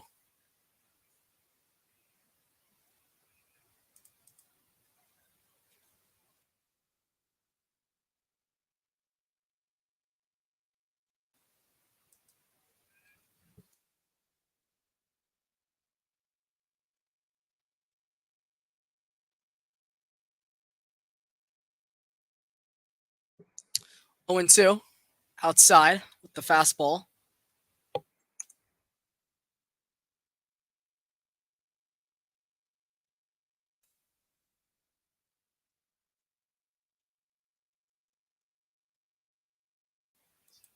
Oh, hell no. I'm not a Georgia fan, so fortunately not. 1-2 by Austin Riley outside. What's good, Em? See you from our Twitter chat joining. Good to hear from you, man. What's good, Andre? How you doing, man? Ozzy Acuna? Oh, wow. I think I've seen some of your old content on YouTube before, so that's a good name you got. Go Buckeyes. I honestly wouldn't be surprised if you won the national championship this year, Hayden. 2-2 by Austin Riley, found down the right field line. Off the screen will stay 2-2. Wainwright's pitch count nearing 80, but of course, at the pace he's going at, he's probably going to be able to go for a little while longer. Yeah, Hayden, we do this every Sunday night here at Hardcore. We've done it for about a month now. We also do a live weekly podcast called the Long Ball Podcast with Hayden at Mets Talk with Hayden, I believe is his Twitter. That's my co-host. He goes to Stetson University, so he's just, of course, moved back in a couple weeks ago. I go to school here locally. I still drive there. Full count now to Riley. So I was able to do the stream tonight, but he wasn't able to do both our podcast stream from earlier, which we usually do on Saturday afternoons live, and of course the replay is up here with Hardcore Sports Network and on my channel. So there's that. And of course, tonight we're also doing Sunday Night Baseball. 3-2 by Riley, grounded out towards the third baseman, Nolan Arenado. A long throw and able to get him by half a step. Someone who's won many Gold Gloves for that reason. Third baseman to third baseman, and there's 2 away here in the top of the 6th inning. Yeah, shout out to the 8 people in here, y'all. Viewers have been pretty much between 5 and 15 tonight, so good to hear from everybody here on all our different platforms. So yeah, Hayden, we do this a lot. I do it on my YouTube once a week, and also these ESPN streams. And once the Sunday night games end, and I think when NBC football starts up, they kind of lessen their the streams that they do. 1-0 to Travis Arno now. I might do some Sunday night football games with somebody else. We're in the process of doing that with, I'm sure you know Mitch Kofsky from the Philadelphia community. This is him and AK Eagles' network that I'm a part of. So we're in the process of making that a real thing. If not, we're going to be doing some postseason baseball games too. Travis Arno is going to push it down the right field line again, takes a wide turnaround first base, and they're going to think about throwing it back into Goldschmidt at first, but back in safely as d'Arnaud, his second hit of the night. And Atlanta keeps the 6th inning going for William Contreras, who has lined out his last time up. Atlanta's had a couple of lineouts to the shortstop Tommy Edmonds tonight, one including a inning double play.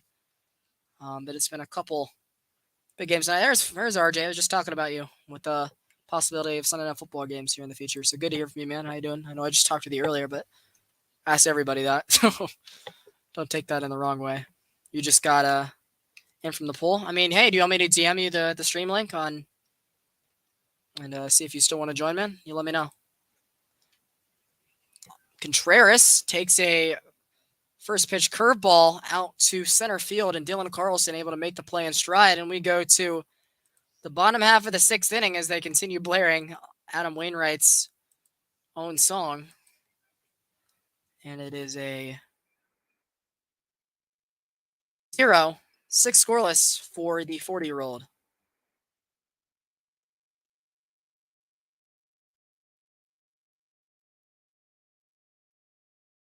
So, yeah, all good. Feel free, though. I gotta DM you the link somehow, though, because I'll probably DM it to you on your other Twitter, RJ, because my phone is my camera. It's kind of hard for me to pause it and then share the whole link with you. So if I do send you it, it'll be on your RJ March Twitter on your computer. So just be ready for that. I can actually do that right now. I'll do that while we're at it. All right. So bottom half of the 6 coming up. It's Yadier Molina in the 8th spot. The catcher, Tommy Edman, the shortstop, who's made a couple great plays defensively, and Lars Nootbaar in the bottom of the 6 for St. Louis. Odorizzi's pitch count sitting around 65, 66. Had a 11-pitch inning, though, to retire Nolan Gorman with 11 straight fastballs to end last inning. So this game is moving along fairly quickly, to say the least. It's already the bottom half of the 6. We're not even at 2 hours yet. So very good pace so far. I mean, when it's 0-0 and your pitchers are working, that's kind of how it's going to be, even with the national TV commercials. Hayden, I got to ask, I know Salita's also doing a game tonight. Whose commentary has been better so far? You let me know if you're still here.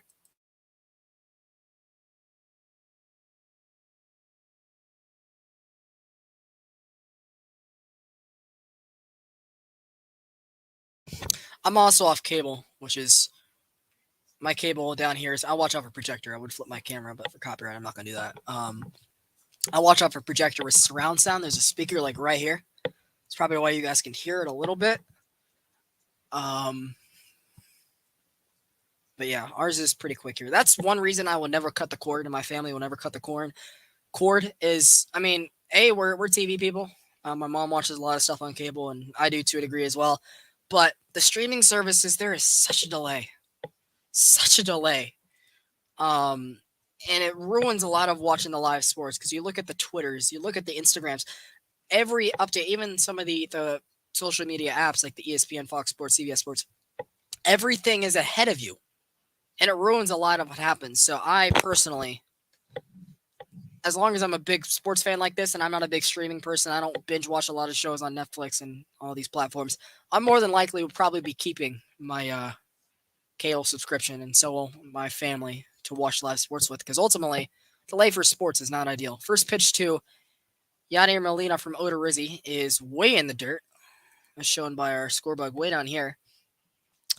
Going around scores around the league earlier today, the Peacock game earlier this morning, the Dodgers took that one 8-1 in a rubber game with the Miami Marlins. Dodgers winning the Friday night game in extra innings. Sandy Alcantara with the complete game, 1-run victory last night.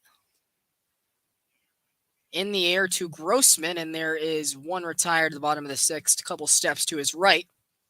And I'll flip the lineup back over third time to the order for Lars Nootbaar.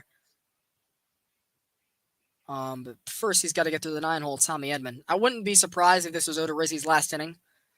I don't think they want to have him face Goldschmidt and Arenado for a third time. With how good they've both been hitting the ball, I wouldn't be shocked, to say the least, if it was his last inning, even with how diligently he's worked so far.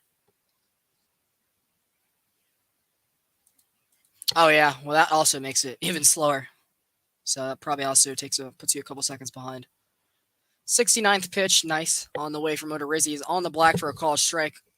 A lot of great frames tonight from both Molina and d'Arnaud, but as I mentioned a couple times, this umpire's been very inconsistent both ways, so can't say that it's been perfect, because there's been a lot of missed calls for both teams that have benefited and missed. Like, for example, here on the 0-1, you guys will see on our scorebug, that was not a strike, and not a great frame there by d'Arnaud, but called a strike anyway. I mean, look at that location, dude. That is terrible.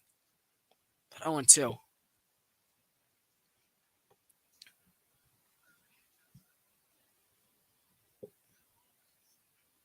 So, 0-2. Outside, Odorizzi testing the abilities. Went back to the four-seamer, and it was outside, so 1-2 now. Nationals able to get a rubber game victory earlier. I think Alcides Escobar came in to pitch that game from what I hear, but still got the victory. Final score of 3-2. The Pirates, first the 1-2 pitch is again outside. The Pirates were able to get a 5-0 victory over Where You Hidin's Philadelphia Phillies. But the Phillies were able to dominate that season series this year, the Battle of Pennsylvania. The Phillies won 6 of 7, but not as good as the Braves versus those Buccos. The Braves went 7-0 against the Pirates this year. The Tampa Bay Rays with a 12-4 victory in Tampa Bay after the great performance by Rich Hill yesterday. Tampa Bay got right back on the horse, and a good month of August to get them back in the race they're having. Full count now to Tommy Edman. The Rockies with a 1-0 shutout victory over the Mets and Queens to salvage a victory in a 4-game series. Arizona Diamondbacks getting a 3-2 victory over the White Sox. White Sox back under 500. Just a disappointing year for them. Full count pitch on the way from Odorizzi. That pitch is swung on and missed. He got him with the four-seamer to retire him. His fourth strikeout of the evening, and there is 2 away here. That'll flip the lineup back over for the lefty Lars Nootbaar, who, again, as we mentioned earlier, is a player with a lot of prospect here in this Cardinals system, who in his first 2 appearances tonight were both flyouts. A flyout to Eddie Rosario in the bottom of the first inning, and a liner to Grossman to retire him in the third. 75th pitch in there for a strike at 70 miles an hour. Looking very Adam Wainwright-like with that curveball. Comes up at 69 on the Gamecast radar, but 70 in game, so that's very interesting. I called the Yankees not being as good as people thought they were this year, especially when they were 50-20. I said that this team was performing way ahead of their capabilities. 0-1 down the line, over towards Eddie Rosario, and that ball is gone. That ball was hit 332 down the line and tucked into the left field corner. And the Cardinals break the no-hitter, which I had not mentioned once tonight. That was 355 down the left field line, opposite Taco. And it is a 1-0 St. Louis Cardinal lead.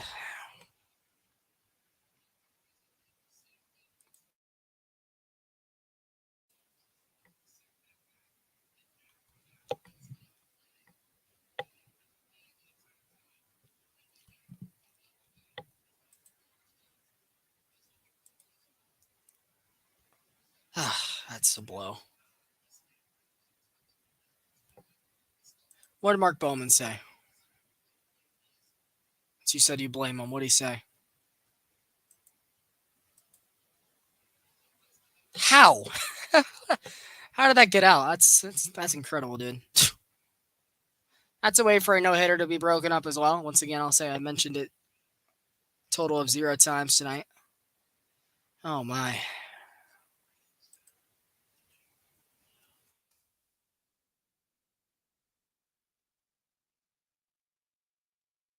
First pitch to Donovan is in and about hit him. Oh, yeah, I see. What you mean, Andre?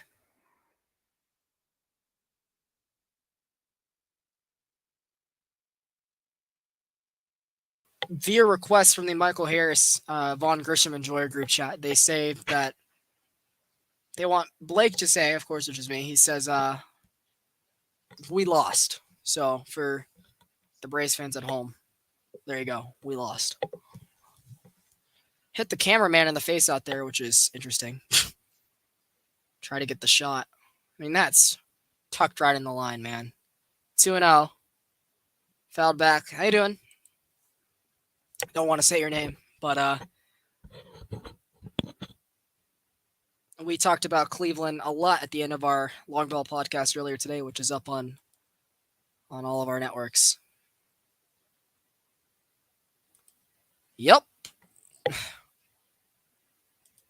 Well, usually it's Thomas, but tonight it was him. 3-1 now to Donovan. Damn, dude.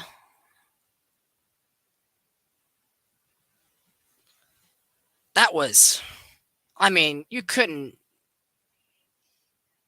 explain that to anyone on how that was possible. A line drive opposite field. Another base hit by Brendan Donovan, and the no-hitter is gone, and then some now. Udarizzi with if the Braves don't make a comeback or at least tie the game tonight, Udarizzi would be handed the loss in what's been a good game to this point, but now has to bear in to get a quality start, and to do that, he's got to retire Paul Goldschmidt and, if necessary, Nolan Arenado. So quickly,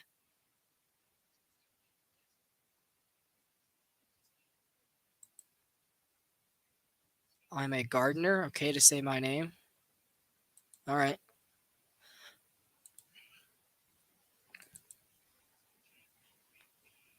Gosh, man. Potential National League MVP here. Paul Goldschmidt, who debatably is due, to say the least. First pitch he sees is fouled back off the screen behind home plate, 0-1.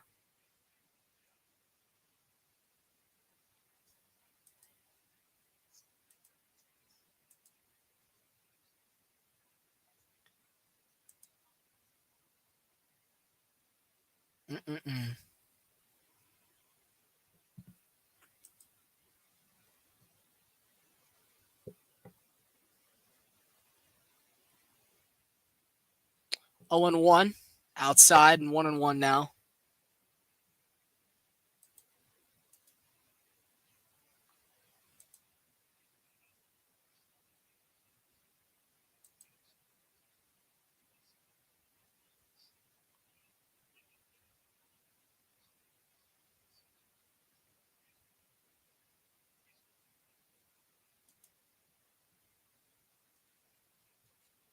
One and 1 to Goldschmidt, down and inside, 2-1 now, and I wouldn't be surprised if we saw a mound visit here.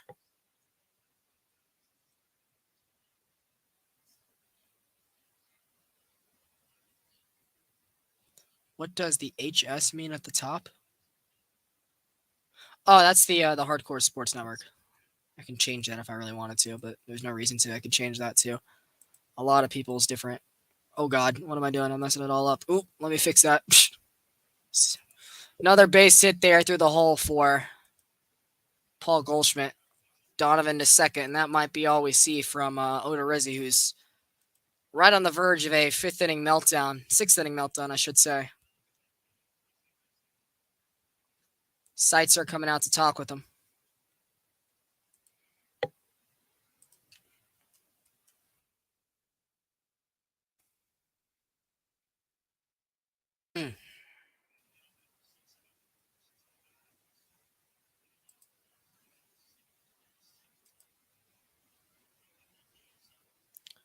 Dylan Lee is up and throwing. Don't know who I'd rather in here to see Arenado, Dylan Lee or Dylan Lee or Odorizzi. It's kind of a lose-lose. Odorizzi, who's given up three straight base runners, I should say, and Dylan Lee. I don't want to have a lefty have the thought of facing Arenado.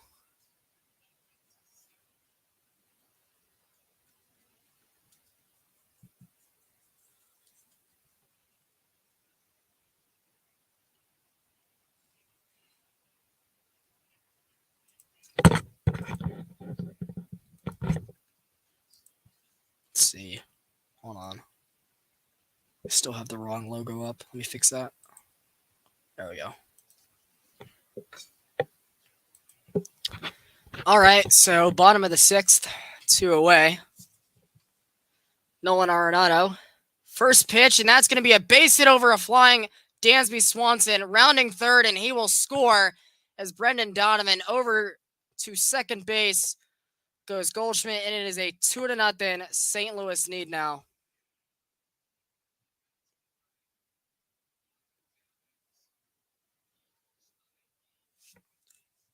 Unbelievable. Braves have had base runners all over tonight. Not been able to capitalize. Jake Odorizzi with 5 2/3 of no-hit baseball, and now 4 straight base hits given up to give the Cardinals a lead. I mean, you can't draw it up any worse than that.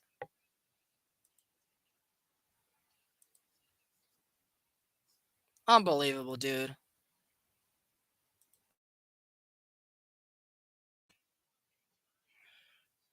Odorizzi's out the door. Hit the showers. Waste of an outing.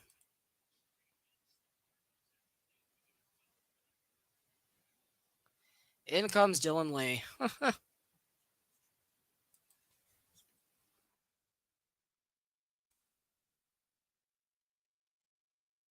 Oh my God.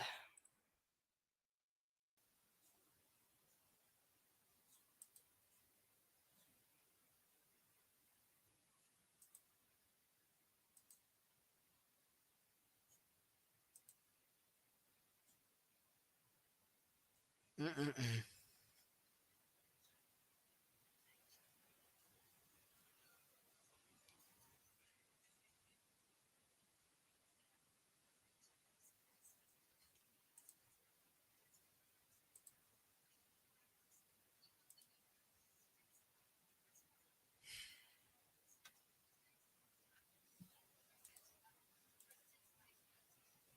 Jeez.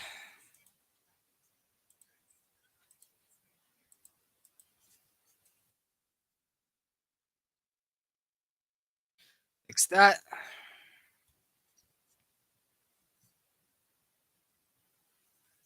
Uh-uh-uh.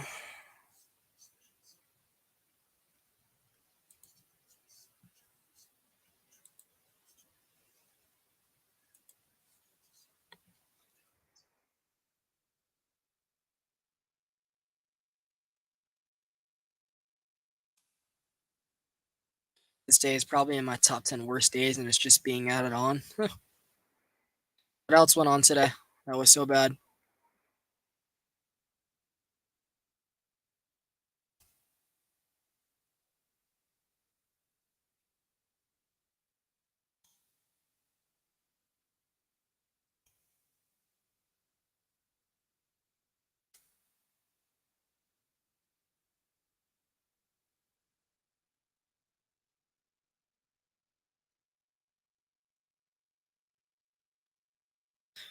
And Albert Pujols is in. Are you kidding me, Snit?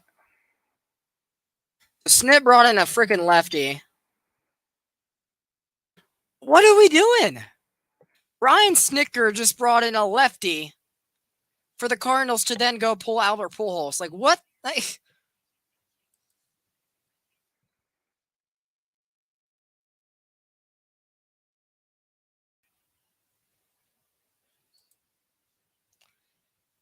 first pitch to Albert Pujols is down in the dirt. I would not be surprised if Pujols gave this one a ride and put this game out of reach.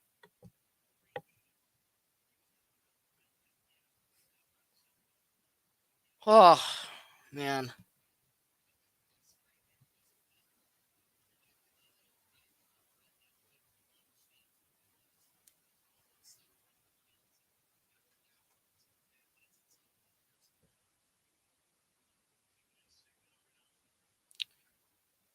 One 0 pitch on the black for a called strike. A rare one the Braves have thrown the sitting at that. It's 1-1.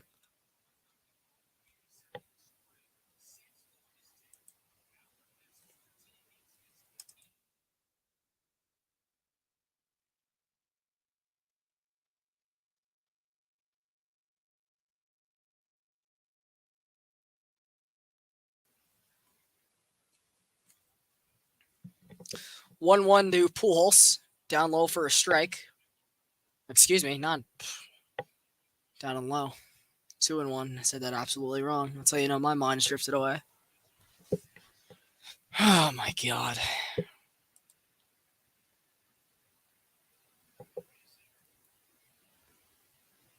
I mean, let's look at Pujols' splits this year. I mean, Dylan Lee's playing with fire, throwing it into this quadrant. That's Pujols is hitting 429 this year, 2-1, fouled back a cookie that he just missed, and it's 2-2. 2-2. I mean, he's playing with fire, giving him the quadrant where he's hitting 429. Hitting 250 in this bottom right zone. Not too shabby either. But after a bad couple seasons with the Angels and not the greatest stint with the Dodgers, Pujols has gotten the bottom barrel of his game back to where he wanted. He had a underwhelming year in this quadrant right here where he's now hitting 429. So 2-2, popped up into foul territory. Dansby Swanson and Austin Riley giving chase, and it's going to get into the crowd, and it'll give Pujols another swing on the house. Oh man, it's tough, man.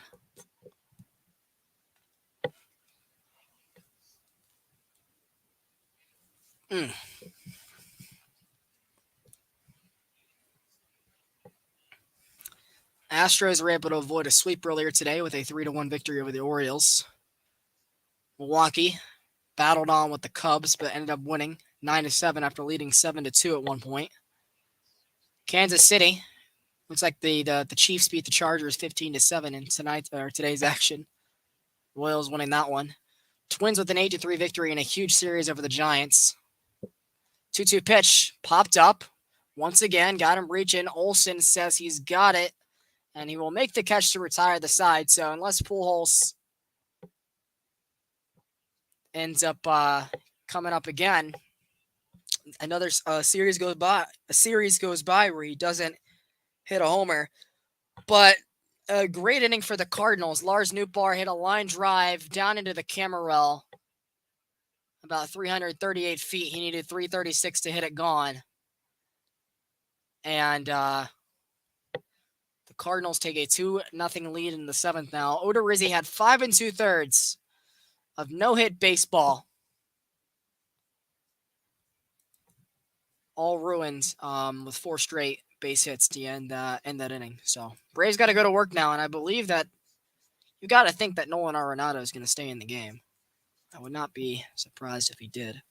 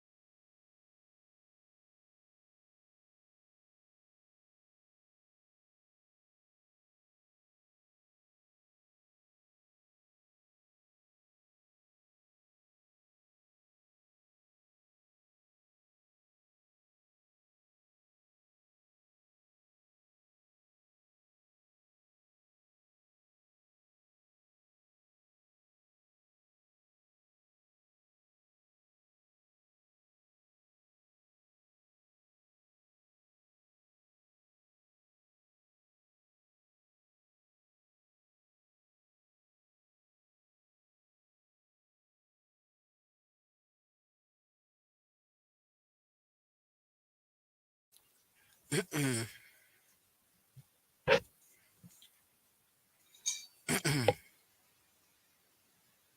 top of the 7th inning, it's Eddie Rosario, Vaughn Grisham, and Michael Harris, 6, 7, 8 do it for the Braves. Again, no Ronald Acuna tonight. He is available off the bench. There was a pinch hitter. Got the night off last night with a little bit of knee soreness, being a very cautious on his knee after the ACL injury last year. So I understand the move. Eddie Rosario is 1 for 2, had a single last time, which moved Raleigh from first to third. He was then stranded, but struck out looking first time up in his 2nd inning, and he's down 0-1 here. Arenado, Goldschmidt, good God, what am I talking about?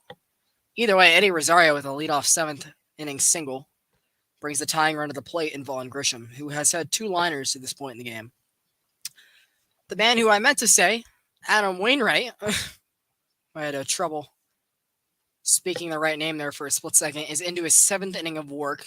86 pitches up to this point now after the leadoff single to Eddie, who's 2 for 3 tonight, so good to see from him. We got Vaughn Grisham, who lined out his first time to Edman to end the 2nd inning and had a ground ball comebacker that Wainwright was able to handle in the 4th inning to also retire the side.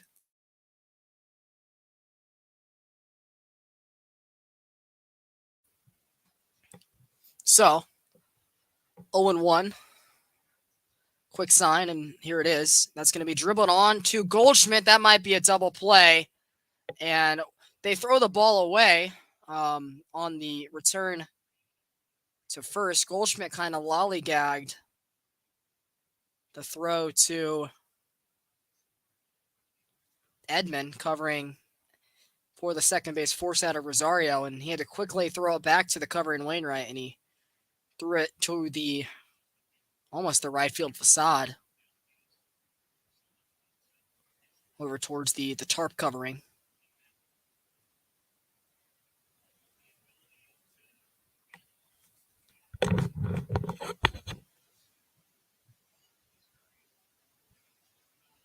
Michael Harris is up, who's 2 for 2 tonight, a single in both of his trips to the plate. First pitch is down low for a ball, 73 miles an hour.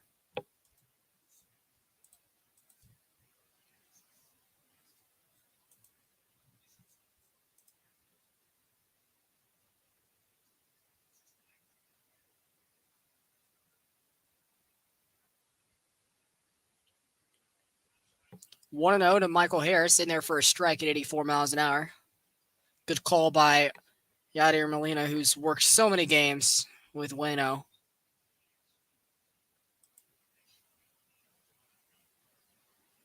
Wainwright just took a mid-season vacation to go see one of his Puerto Rican basketball teams, which he is an owner for an organization down there in his home country.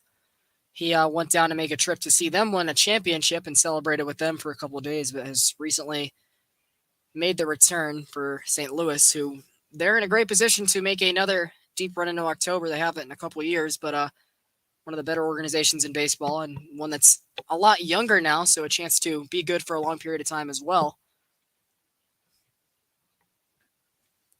Which you expect nothing less from a team and an organization like St. Louis.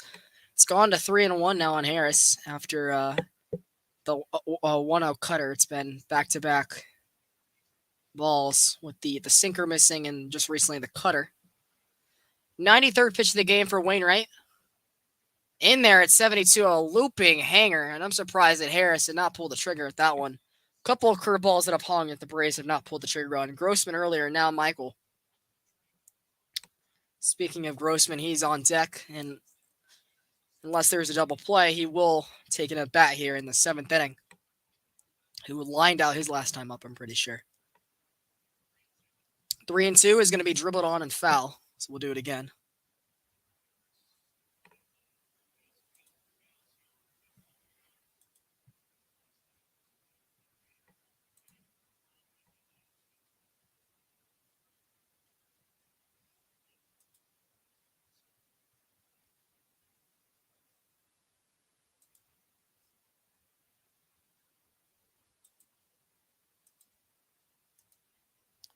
Three-two pitch by Michael Harris is swung on into right field, down for a base hit. Grisham on his horse gets into second base safely. Tommy Edman there to field the throw in. And 2-1 away now for Robbie Grossman, who's put together a couple good at-bats tonight.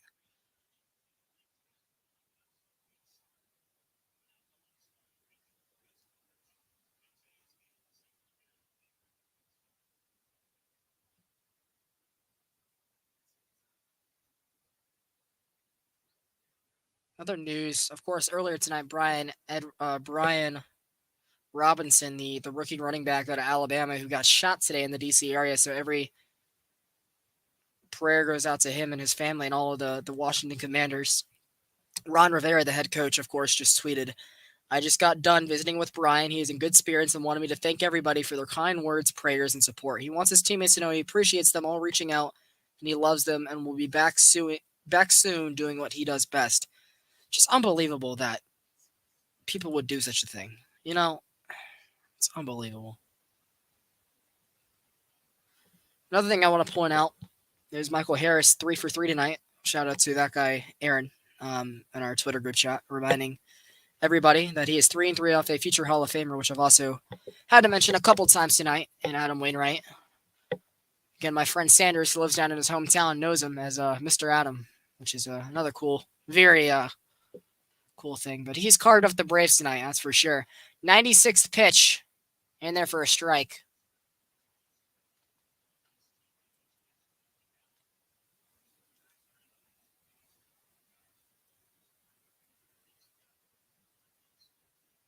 Which I think is cool is they just mentioned that Wainwright and Molina, who have been around, the longest, are already using PitchCom. 1-1 now, skipped in at 75 about hit Grossman.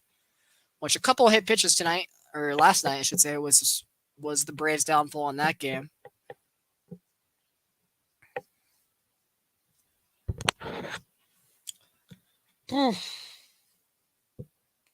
Shout out to the 8 people in here still. 98th pitch being called by Molina. Here it is, outside, 3-1 now.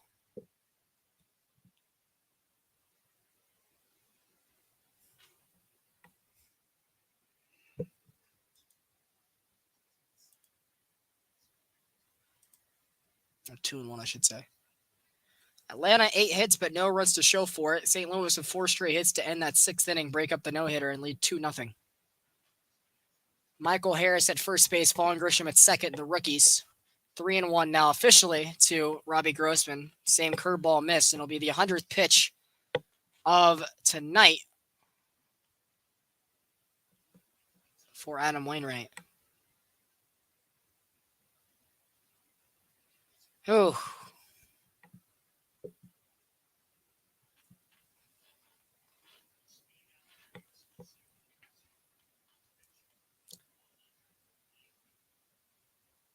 look to Grisham at second. Pitch 100 by Grossman is going to be a inning. At least it looked like at the time. Grossman able to hustle it out at first base, and a double play is avoided by the Braves. But runners at the corners on the force out. It'll flip the lineup over for Dansby Swanson here, who is 0 for 3 tonight. He struck out looking in the first inning, grounded out in the third, and hit into a double play, the line out double play to end the fifth inning. And they're coming out for a pitching visit with Adam Wainwright. And that will be it. But Adam Wainwright does what he does best. 6 2/3 scoreless, 100 pitches on the dot. He is responsible for the runners on the corners, but a Dansby Swanson is retired here will be in the books for Adam Wainwright, and he will not be eligible to lose. Just a timeless wonder he is. He's been doing it for so many years. Again, a prospect for the Braves that got away so many years ago.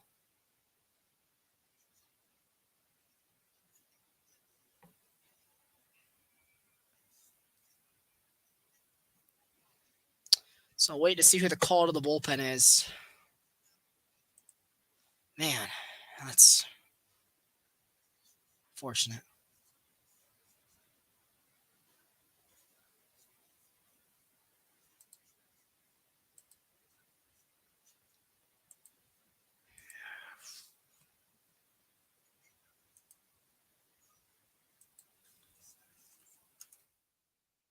Ryan Helsley, who everybody knows for ruining the Chop a couple of years ago.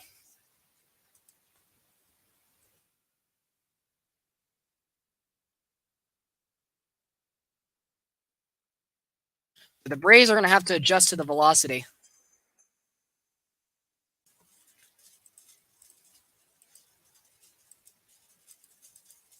Braves going from seeing 70 miles an hour and 80 miles an hour are going to have to adjust to 93 and 100.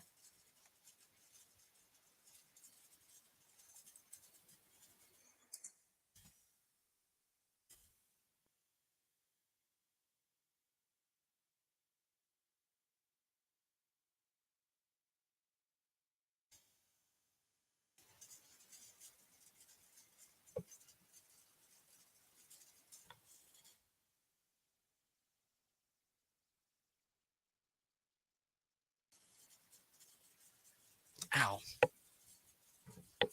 Foot's hurting.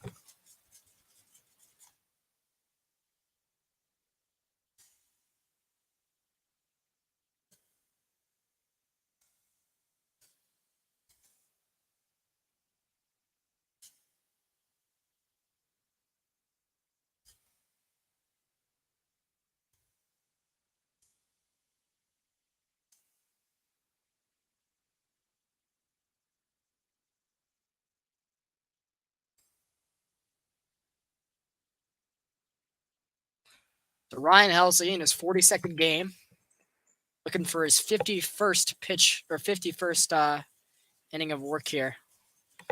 He's coming into the ballgame with an 0.89 ERA on the season, swung on and missed. To Dansby Swanson, got him to swing at the slider, who we mentioned is 0 for 3. Notioned? What am I talking about?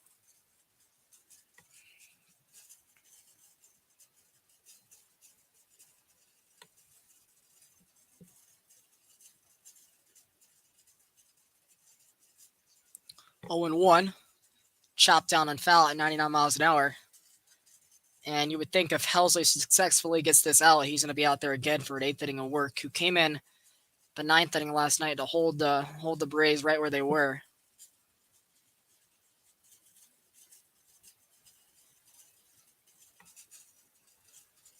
Man.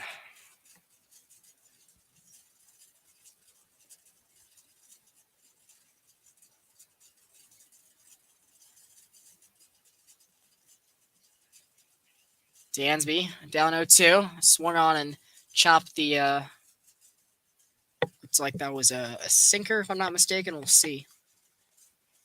First slider is 88. That one was topped at 91, so I doubt it. Of course, Dansby, the free agent at the end of the year. It's not said yet on the radar.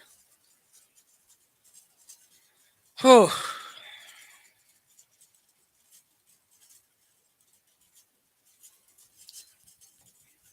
Helsley one pitch away from getting out of the seventh inning and giving Waino a shutout for the night. 0-2, way high, and about hit the umpire.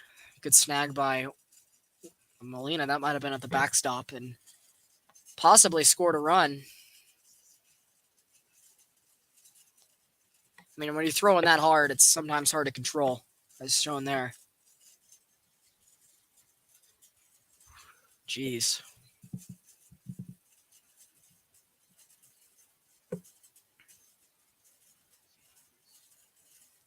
One and two. Swung on out towards center field. Back at the wall. It is gone! Dansby Swanson has given the Braves the lead. His 17th of the year. He gives a salute to his bullpen. A big high five to Ron Washington around in the bags. And Atlanta has punched the Cardinals right back in the throat. 6 2/3 from Adam Wainwright. Gone with the blink of an eye. And Dansby Swanson giving another case to Alex Anthopoulos and the Atlanta Braves organization to re-sign their shortstop long-term. The Braves have taken the lead. Let's go, dude. Let's freaking go. To the Cardinals fan listening, I don't hate you guys any other game of the season. I like you guys. I hope you're an organization that goes deep in the playoffs this year. I like what you guys are doing. You're one of the better franchises, and I get it. So don't take my fanship coming out with any sense of negativity. I'm cheering for my team just as you would, but any other day of the year, I do like the Cardinals. I think that you guys are a very respectable organization, and that's for sure. Your fan base also shows that. Matt Olson, though, flies out to end the top of the seventh inning, but the book on Adam Wainwright's night is over, but he is not eligible for a win. Ryan Helsley comes in with 2 outs in the top of the sixth inning. Dansby Swanson, who was 0 for 3 on the night in the leadoff spot with no Acuna, of course, playing tonight. And the Braves capitalize. He goes down 0-2 in the count, takes a fastball, and puts it over the center field wall. And it is now a 3-2 lead for the World Champions here as we go to the seventh inning stretch. And it remains to be seen who the Braves keep Dylan Lee out there. I would guess they wouldn't. But wow, that was spectacular.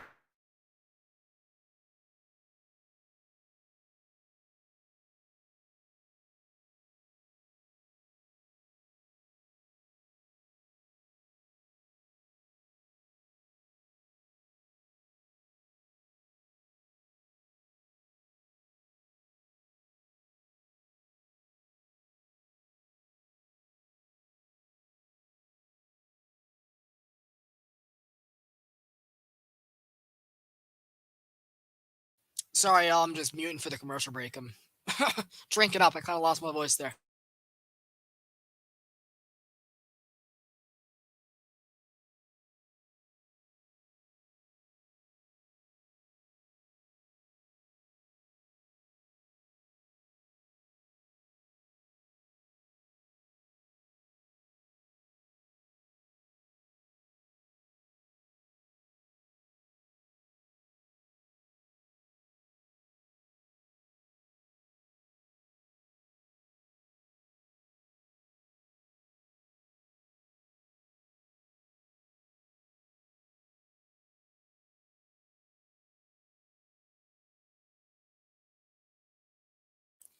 Oh, wow.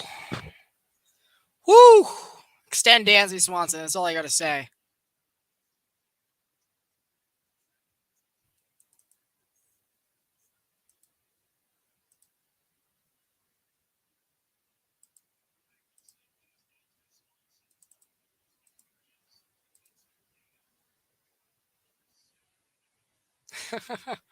Appreciate the love from my boys in the group chat. Thank you guys so much. I've been doing this for a while, so it means a lot. I was literally just in the process of typing to you guys on this monitor right here, which is what I see all your guys' chats on, along with the Gamecast and the YouTube analytics and all. I was just about to ask you guys how you liked it, but I appreciate it. So it will be Dylan Lee to stay in for the bottom of the seventh inning. Dylan Carlson now the switch hitter in a 1-1 count.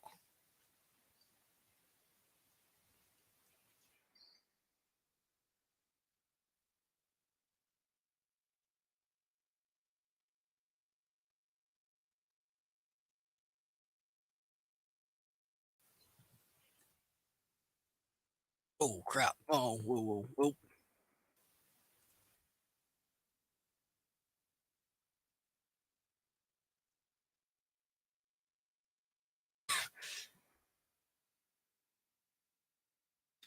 Let me give you guys the right code for people that are trying to get in. 1 and 2.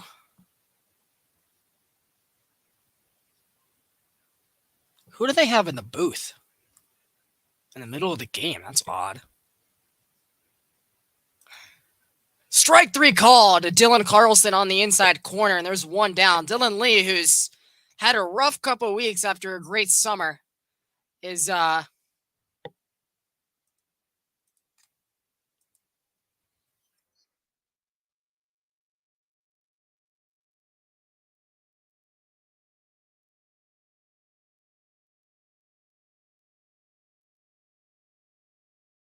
looks like they're talking with the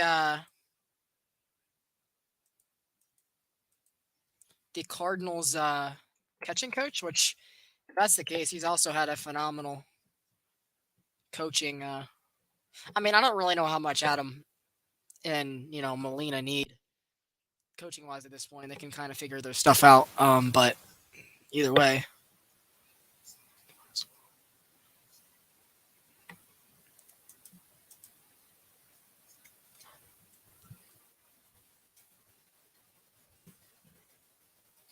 Shout out to everybody in here, the 12 people on all our different platforms tonight.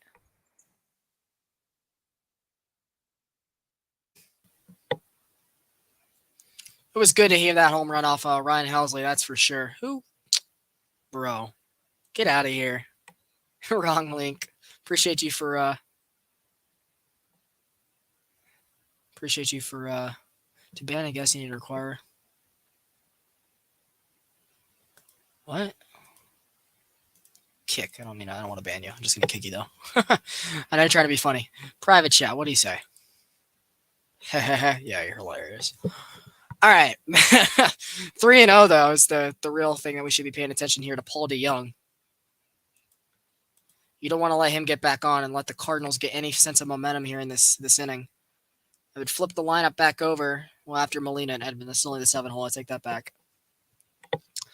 But green light to DeYoung is taken for ball 4. Oh boy.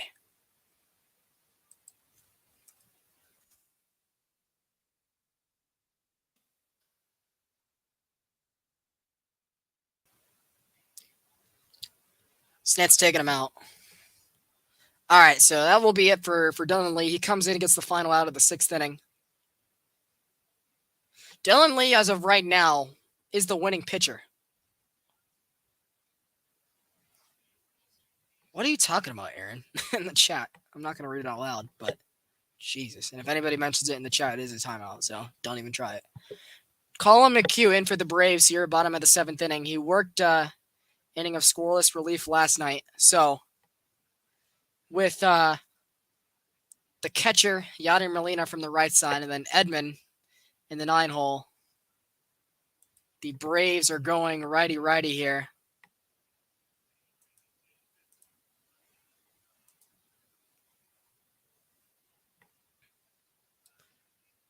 And I like the decision, that's for sure. It looks like they're going to stay on the broadcast, though. They're talking about Cardinals catching coach is Molina's brother. They also have a cousin who's in the system who's apparently has a good future in baseball. So that's sweet for St. Louis, that's for sure.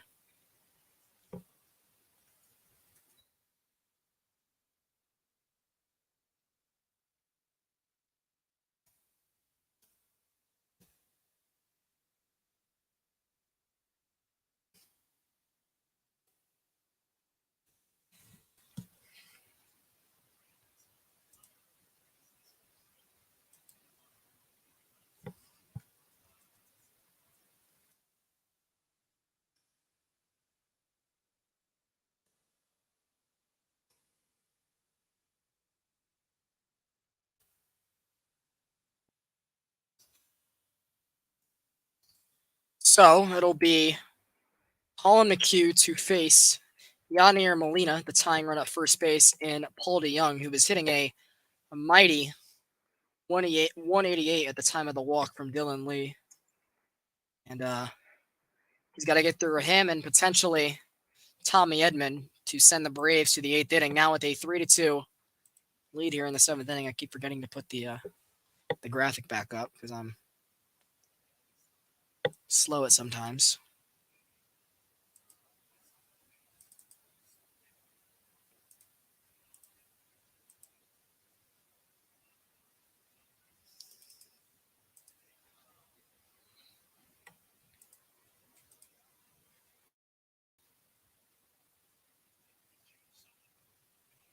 So here's McHugh to face the other future Hall of Famer. The Cardinals got a couple of them on this team, and another one who had a great comeback story for another team in baseball this year. Matt Carpenter has a chance to be in Cooperstown someday. Here's McHugh. First pitch to Molina is given a ride down the right field line, 0-1.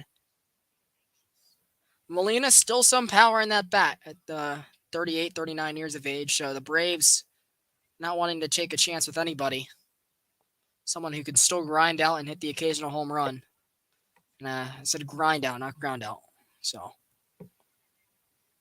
for the people saying that we're sure that we're going to have to face Arenado and Goldschmidt again, you are correct. As of right now, they are definitely due up next inning.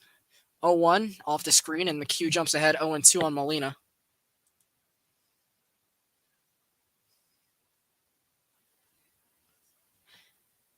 Sucks that Chip Carey was not able to call that take the lead home run, but we got you guys over here at the Hardcore Sports Network.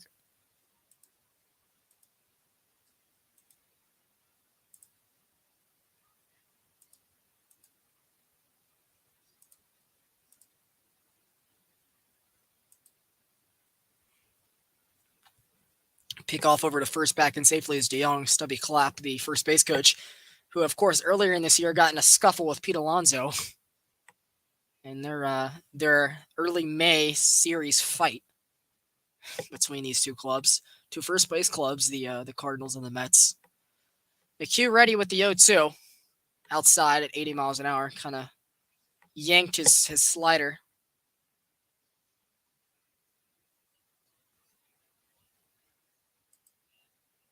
Ben Ingram also with a good call on the dancing song. So Ben Ingram, I've great to have a relationship with. The guy's known me for about a decade of my life now, since he was doing the Braves post-game shows when I was 11. So great to hear him call the game-winning ground out, of course, for the Braves in the World Series. 1-2 by McHugh is grounded over to Matt Olson, over to second base to get the force, over to first base to cover is Colin McHugh, and there is the double play that everybody called and covered for.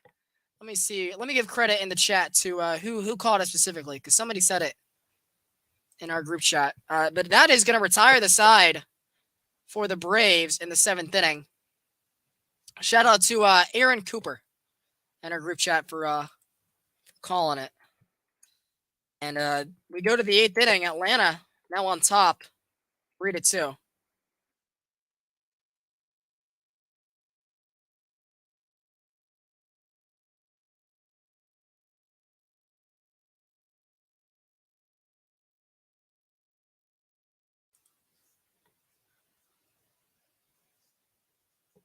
All right, let's fix this banner. Right? We're in a new inning. Let's remember to do it this time, shall we?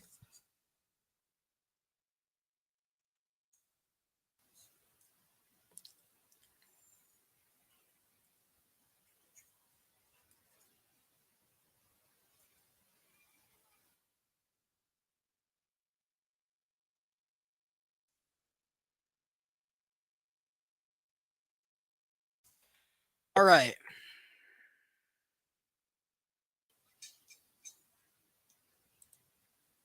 So do it for the Braves this inning. We got 3-4-5, Austin Riley and the two catchers. Of course, Darno has been behind the plate in the 5 hole. The DH, William Wild Bill Contreras, who this 3-4-5, you'd think they're willing to put a big inning on display here and open up the books for this Braves bullpen in the 8th and the 9th inning. Kenley Jansen, we would think, is unavailable tonight after last night's absolute letdown of an inning.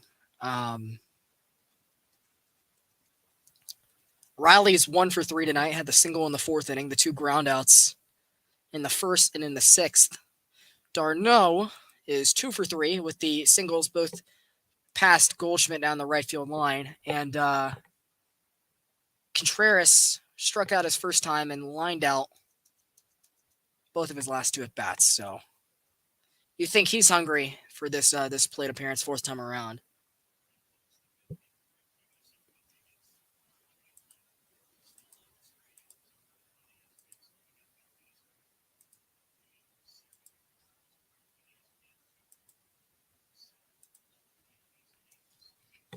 So Austin Riley digs in here, top of the 8th inning. And I forgot to show the banner again. What am I doing? First pitch from Helsley, who remains in the game after the 3-run homer in the 8th inning. So does Paul DeYoung. He's going to come in for Tommy Edman at the shortstop position. I take that back. Tommy Edman's moved over to second base, so that would mean that Brendan Donovan is probably out of the game. They have not shown that yet. My camera's going to freeze for a second to retweet. All right, there we go. So 1-1 to Austin Riley. Power versus power here. And it's off the plate, but called a strike anyway. Another good frame by Molina, who's made use of the bad umpiring on both sides, I'll say, tonight. But, of course, Molina is known for his defense and his framing.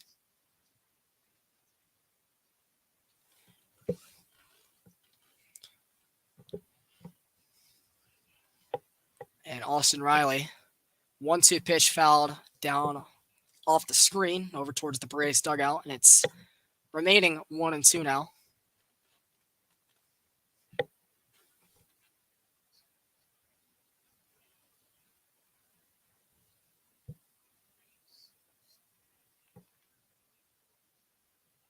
.45 multi-hit games from Austin Riley this year. Second in the league to Atlanta Braves legend Freddie Freeman with 46. So let's see what happens here. 1-2, swung on and missed. He got him with the slider. And there's one down here. It'll bring up Travis d'Arnaud to the plate.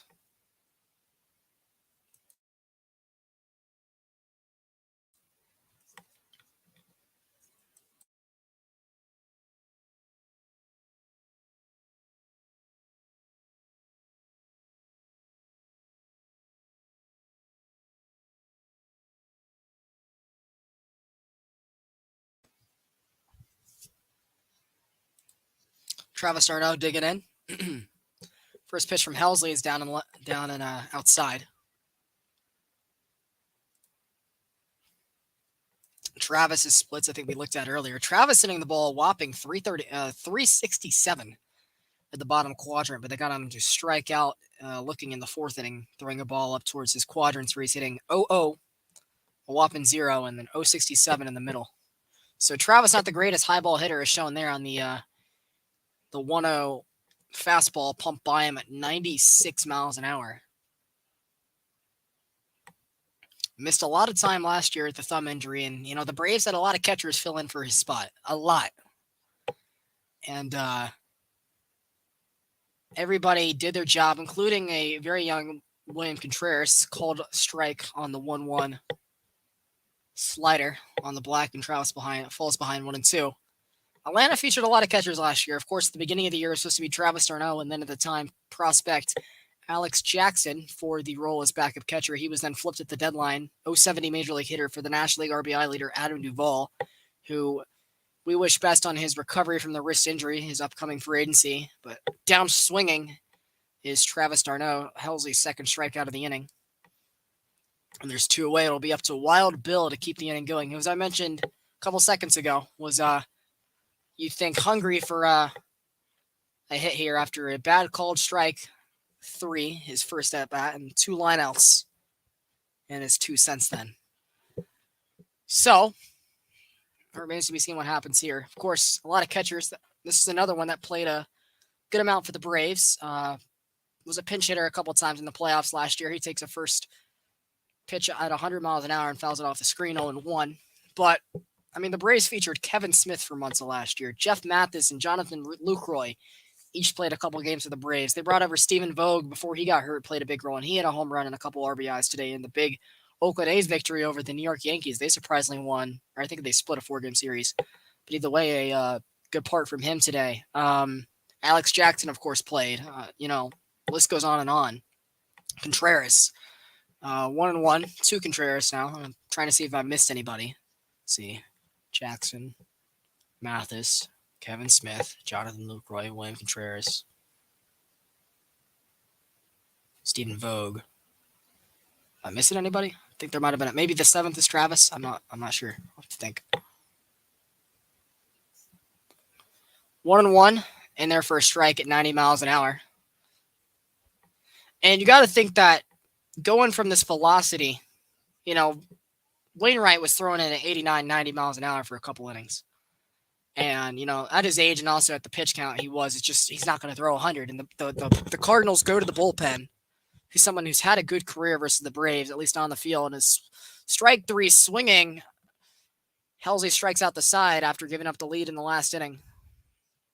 It's Tommy Edman, Lars Nootbaar, and Brendan Donovan, 9-1-2 due up for the Cardinals in the bottom of the 8th. This is something that the Braves need a shutdown inning because you'd like to see Goldschmidt and Arenado in the 9th. But Helsley comes in and handles the job better in that inning, striking out the side.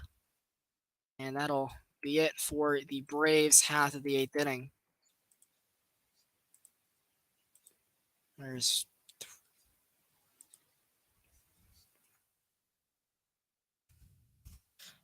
we think that maybe they keep McHugh in there. I mean, let's see who's due up.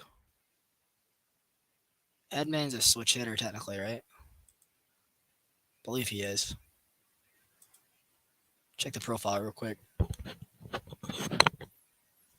I know Nootbaar's from the left side. He's a switch hitter, okay. So he'll be from the left side against McHugh. 9 home runs on the year, 43 RBIs, so not a bad year. That's for sure, especially with the defense he's playing. Excuse me. So they got a switch hitter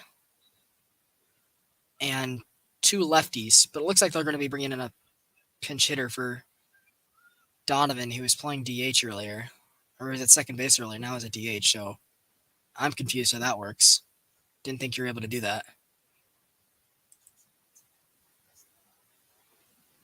I don't know. This is why I'm up here mimicking managers and not managing the actual action.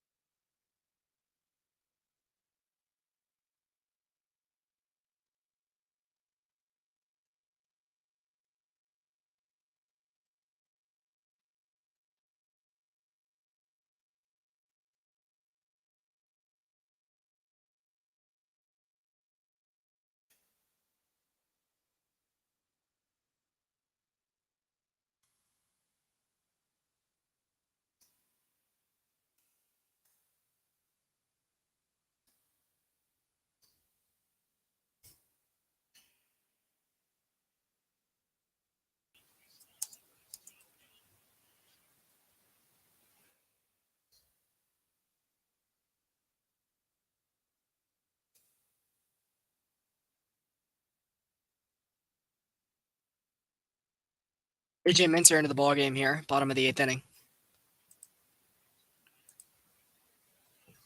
First pitch from Edman is drilled into the night, and this game is tied. How much for Ryan Helsley getting the loss?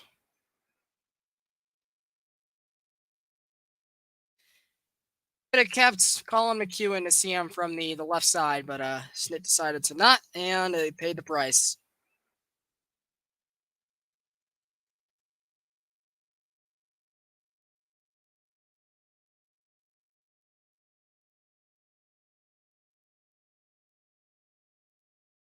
Lead is gone.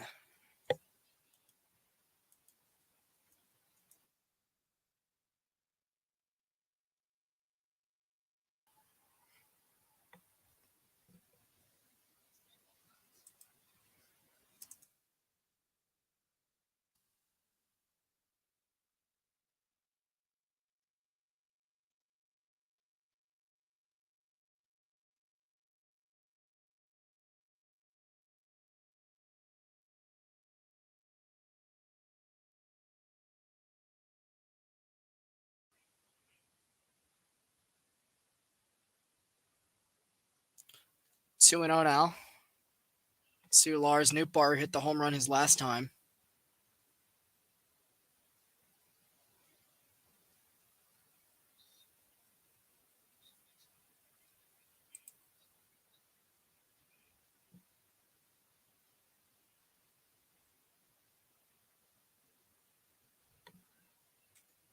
Three and 0 now to Lars Nootbaar. You got to throw a strike to get outs, AJ. You just got to do that.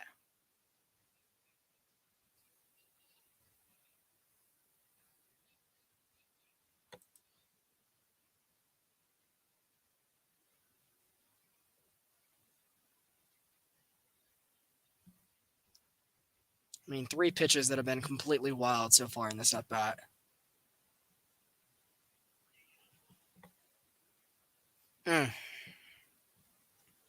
Strike on the top of the corner.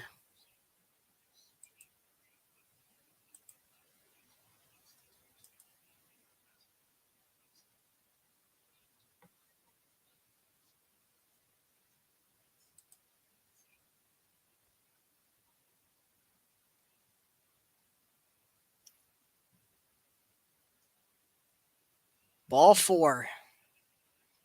And this bullpen move has not been ideal for the Braves after AJ Minter has pitched 2 innings already this series. They decided to give him a third, even though you have Russell Iglesias available. You have, Tyler Matzik only pitched a couple pitches Friday night, nothing last night, but Snit deciding to go back to AJ, and he has not retired a single guy yet.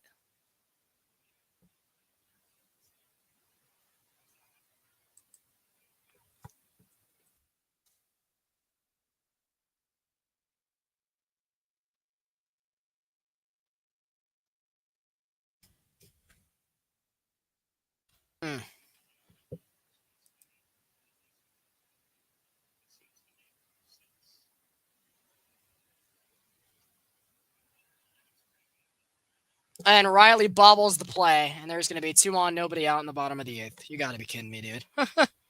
Oh, wow.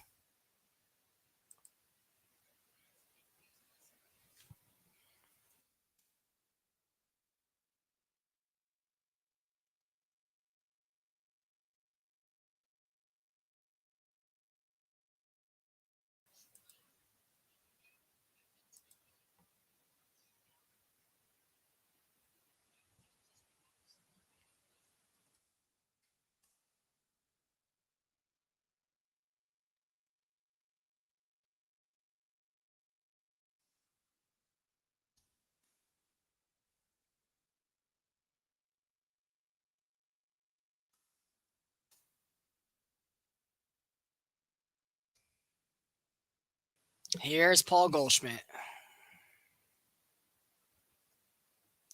First pitch on the black for a strike.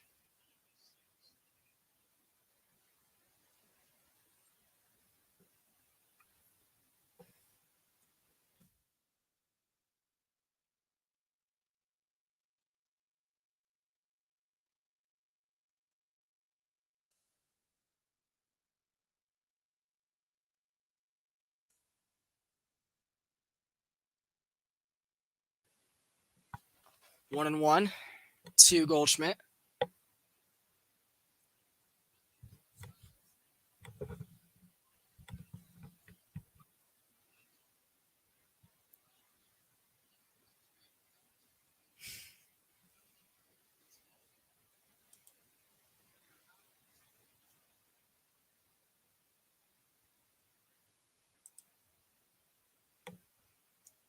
One and two now to Goldschmidt.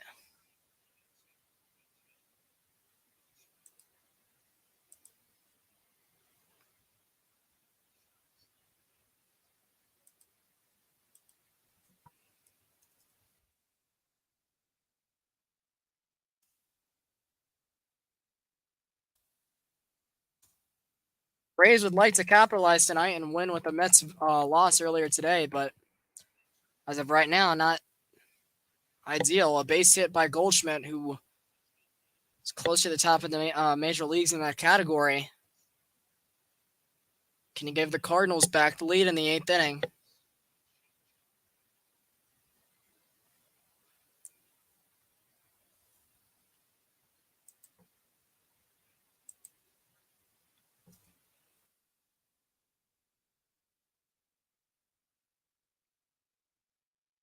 2-2.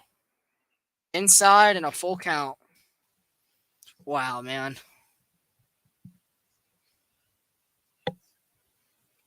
Snit shaking his head in the dugout as he should be. Terrible decision to bring in Minter after two straight innings. Last couple nights. Good guys on better rest available, and Snit decided to not use them.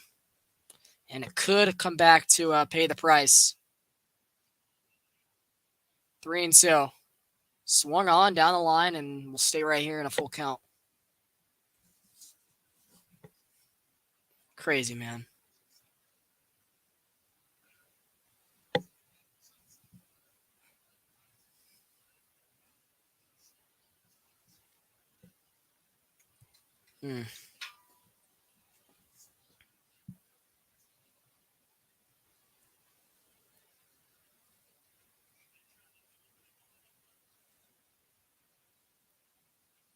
Goldschmidt, again, a single would probably give the Cardinals back the lead.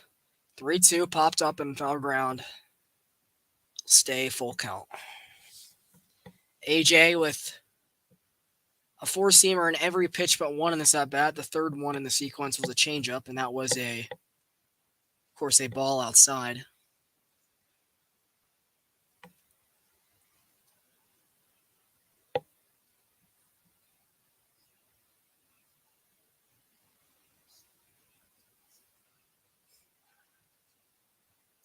Fifteenth pitch of the inning for Minter. He's yet to record an out.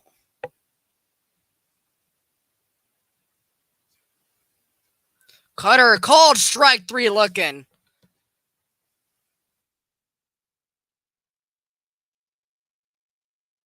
Braves are not out of the water yet. You still got Arenado.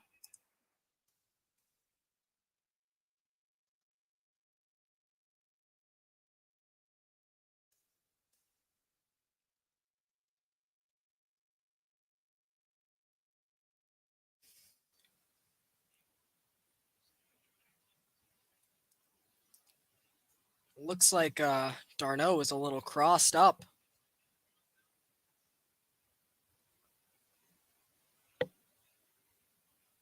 With the framing there. But here's Arenado, 1 for 3 tonight with a single on the RBI in the 6th inning. Hitting .306 with 27 homers, 85 ribbies, and OPS in the 940s for the most part.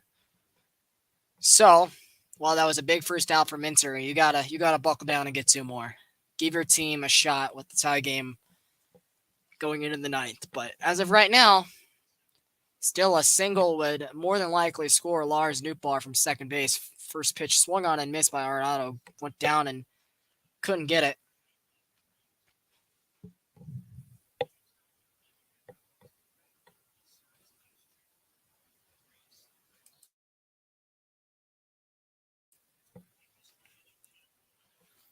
Mm-mm-mm.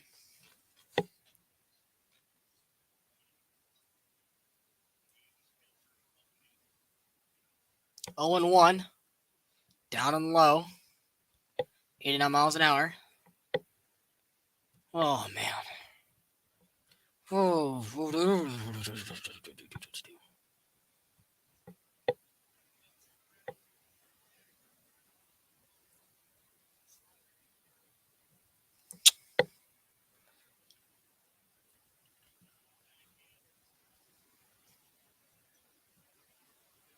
18th pitch to be thrown from AJ Minter. Swung on and missed at 97. Gave him a nice cookie to hit. And he got him to swing and a miss. 1-2.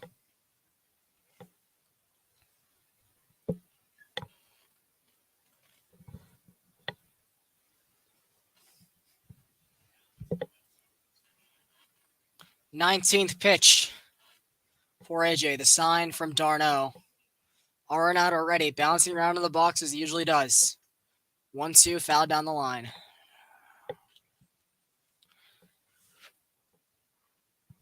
So stressful. These games mean a lot. Especially with the Mets losing 1-0 earlier to the Rockies. The Braves have to take advantage. And they had the lead, and they gave it away. And this, of course, a rubber game. The Cardinals are 20-6 since July 1st, the second best record, trailing only the Dodgers since that mark.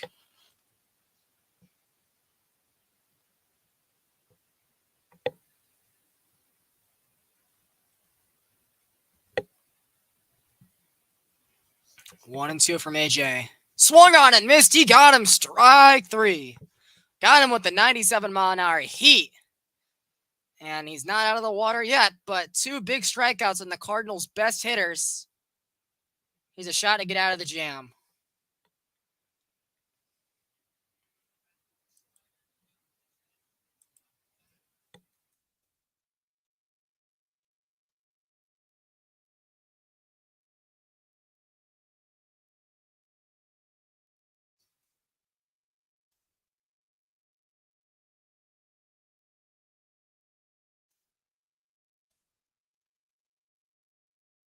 Tyler O'Neill, pinch hitter, had a great year last year for the Cardinals, one of their young studs. Down 0-1.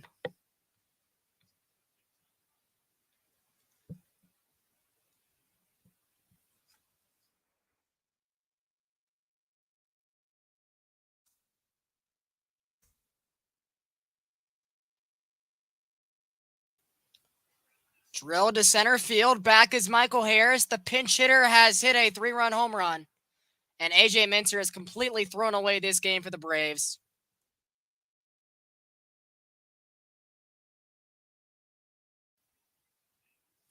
6-3 St. Louis. Unbelievable. You give him a freaking meatball.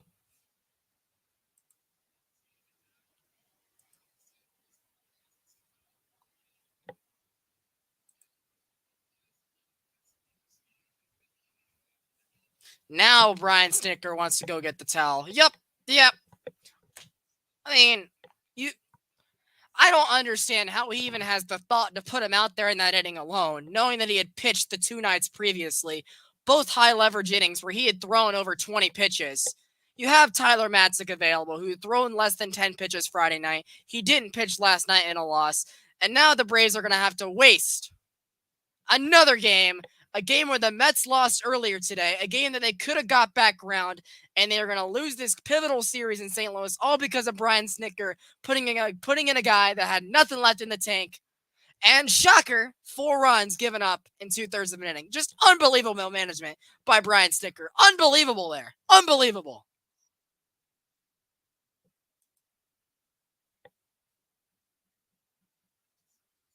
Holy shit. Like, bro. Wish I could go back to see where that pitch was thrown, because that was a cookie.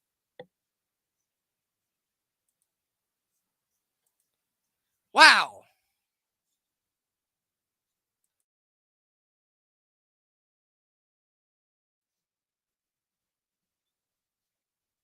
And now my night's ruined. Thank you, Snicker. Thank you. Thanks. Love it. Unbelievable. Now you get him. After 4 earned, 2 absolute nuke shots, now you go get Minter. That's the time you go get him. That makes a lot of sense by the Braves manager. After 2+ innings he's worked this series. You think he still has stuff in this tank? Clearly not. I shouldn't be able to tell, and the Braves management not see that. That just shouldn't be the case. Shouldn't be. Never has been. But tonight it was. If you wanted to go to a lefty, you had Tyler Matzik available.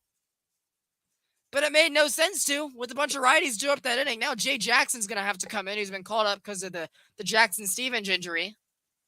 I mean, sure. I mean, just throw the game away, Braves. Here, sure. Let me find something I can, toss. I mean, let's just use this case, for example. Just throw the game away. I mean, why not, right? I mean, this game means nothing. Nothing at all.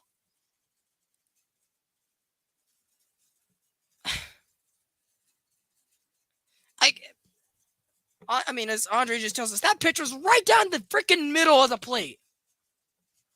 If that tells you that you're high leverage reliever,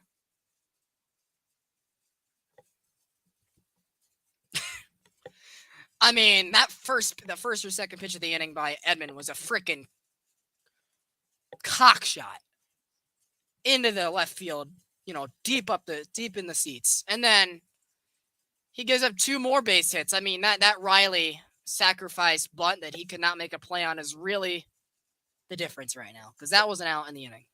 He comes back and somehow strikes out both Arenado and Goldschmidt after falling behind in the count. But yeah, all for nothing. You bring in the pinch hitter, he's just going to boom! Nuke shot right down the middle, and the Braves are going to lose this game. They're not scoring. I mean, the way the offense has performed tonight, they're not scoring 4 in the 9th inning. You kidding me? No way. Not whatsoever. They're going to put in Gallegos or Hicks or somebody and just throw the ball right by him. So, congrats to the Cardinals. Braves handed you this one. And the Braves are going to be 3 games going to face the Rockies. The Mets freaking get shut out today. And for you not to take advantage is the reason the Braves are not winning the division right now. And that's strictly what it is.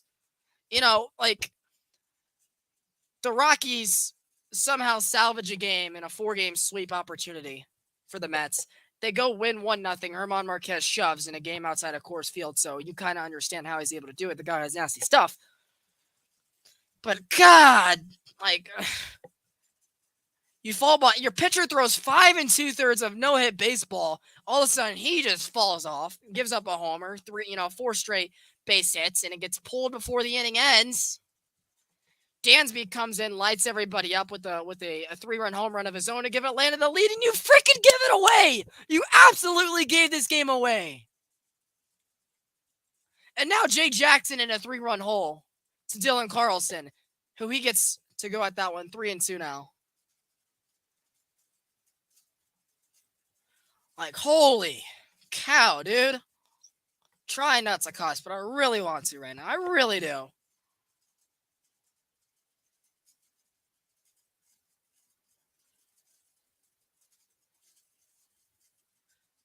These are games the Braves can't be dropping if they want to win this National League East race. They came into this weekend down 2 games, and they're going to be down 3 after Jay Jackson comes back to strike out Dylan Carlson because A.J. Minter couldn't do that for a damn that inning. And we go to the 9th inning.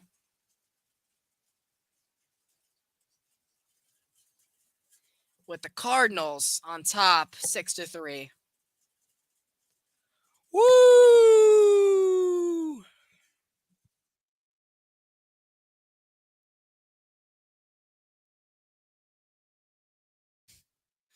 Oh, man. That's just laughable. That's laughable effort. 6, 7, 8 due up for the Braves. Eddie, who's 2 for 3. Grisham, 0 for 3 with a run scoring off the air. And Michael Harris is 3 of 3 tonight. The Cardinals now with a 97.1 win probability. The Braves had it topped out at 71%. Crazy, dude.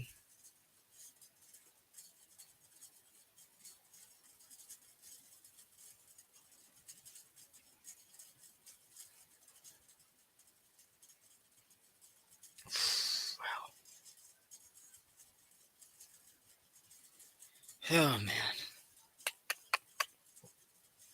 Braves have walked 3 guys tonight. The Cardinals, none.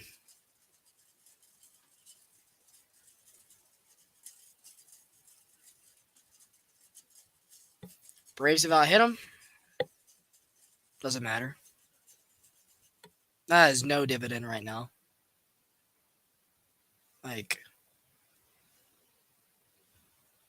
Just shit pisses you off.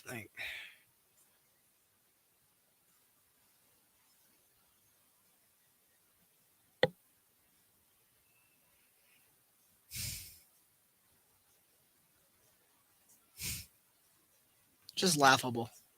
Laughable to say the least. If the Braves don't come back to win this National League East division, you got to come back and circle this series versus St. Louis, where they had a collapse last night, and in a Mets losing effort today, you couldn't get the job done. Had the lead in the final 3 innings of the ballgame. Actually, the second to last inning, the 8th inning. Gave it away. It just makes no sense how you put in Minter there, as I've said a couple times. With the pitches he had thrown that inning, or this weekend to this point, almost 20 Friday night, slipping and falling. He was Supposed to be held cautiously Saturday night. They throw him out there anyway in a game where the Braves needed some work out of the bullpen. He throws a scoreless inning, another 20 pitches he threw, and he finally, for some reason, thought it was a good idea to keep him out there for that inning. It's just, you wonder sometimes what's going through the head of the Braves management. You really do. You really do. It's, man.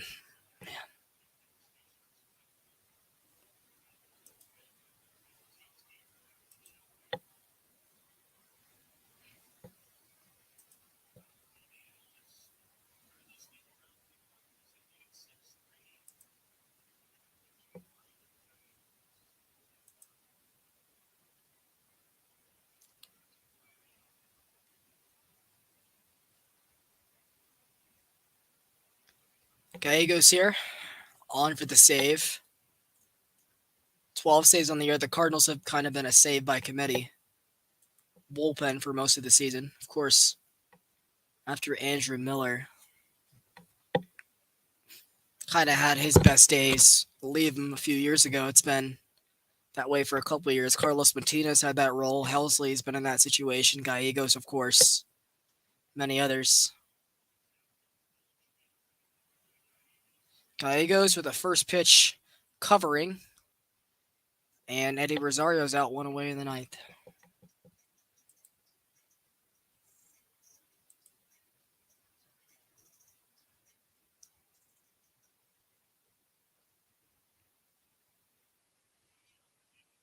I mean, the Rays finally get a good piece off of Ryan Helsley, and boop, didn't matter. Didn't matter, man.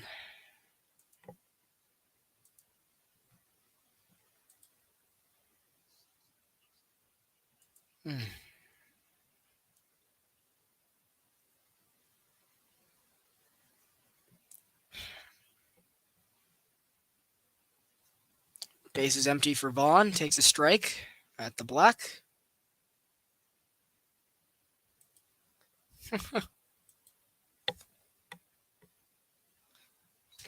Breaking news, minor leaguers have been sent a card to vote on, designated the MLPA as their collective bargaining representative. Oh, that's interesting. Foolish Baseball retweeting the news, so you got to think that wasn't a troll. That's good news, at least for those guys who have been underpaid for years.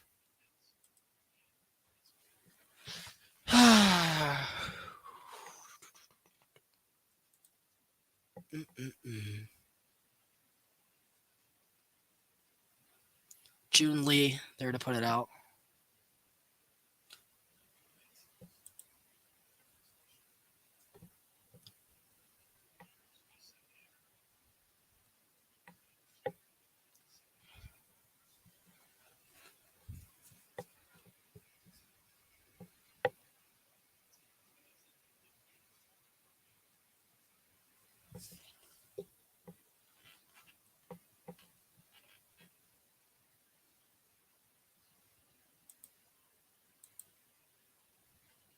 Grisham.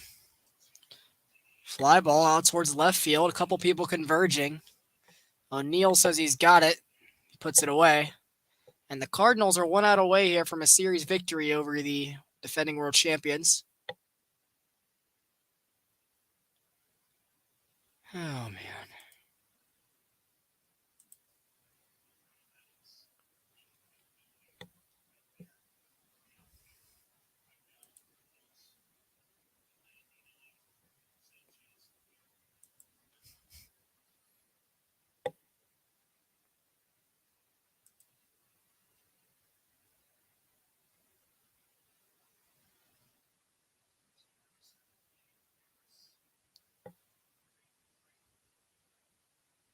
Michael Harris, who's 3 of 3 tonight, takes a strike. It's 0-1.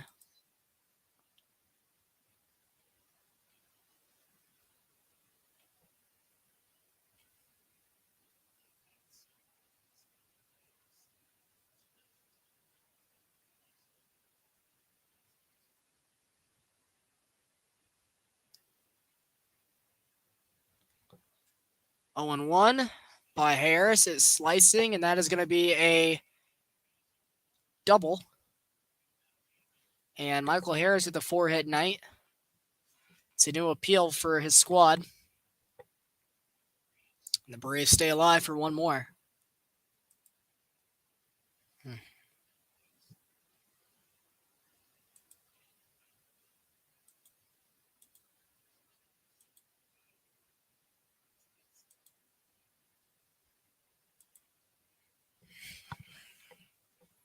At least Michael Harris showed up tonight.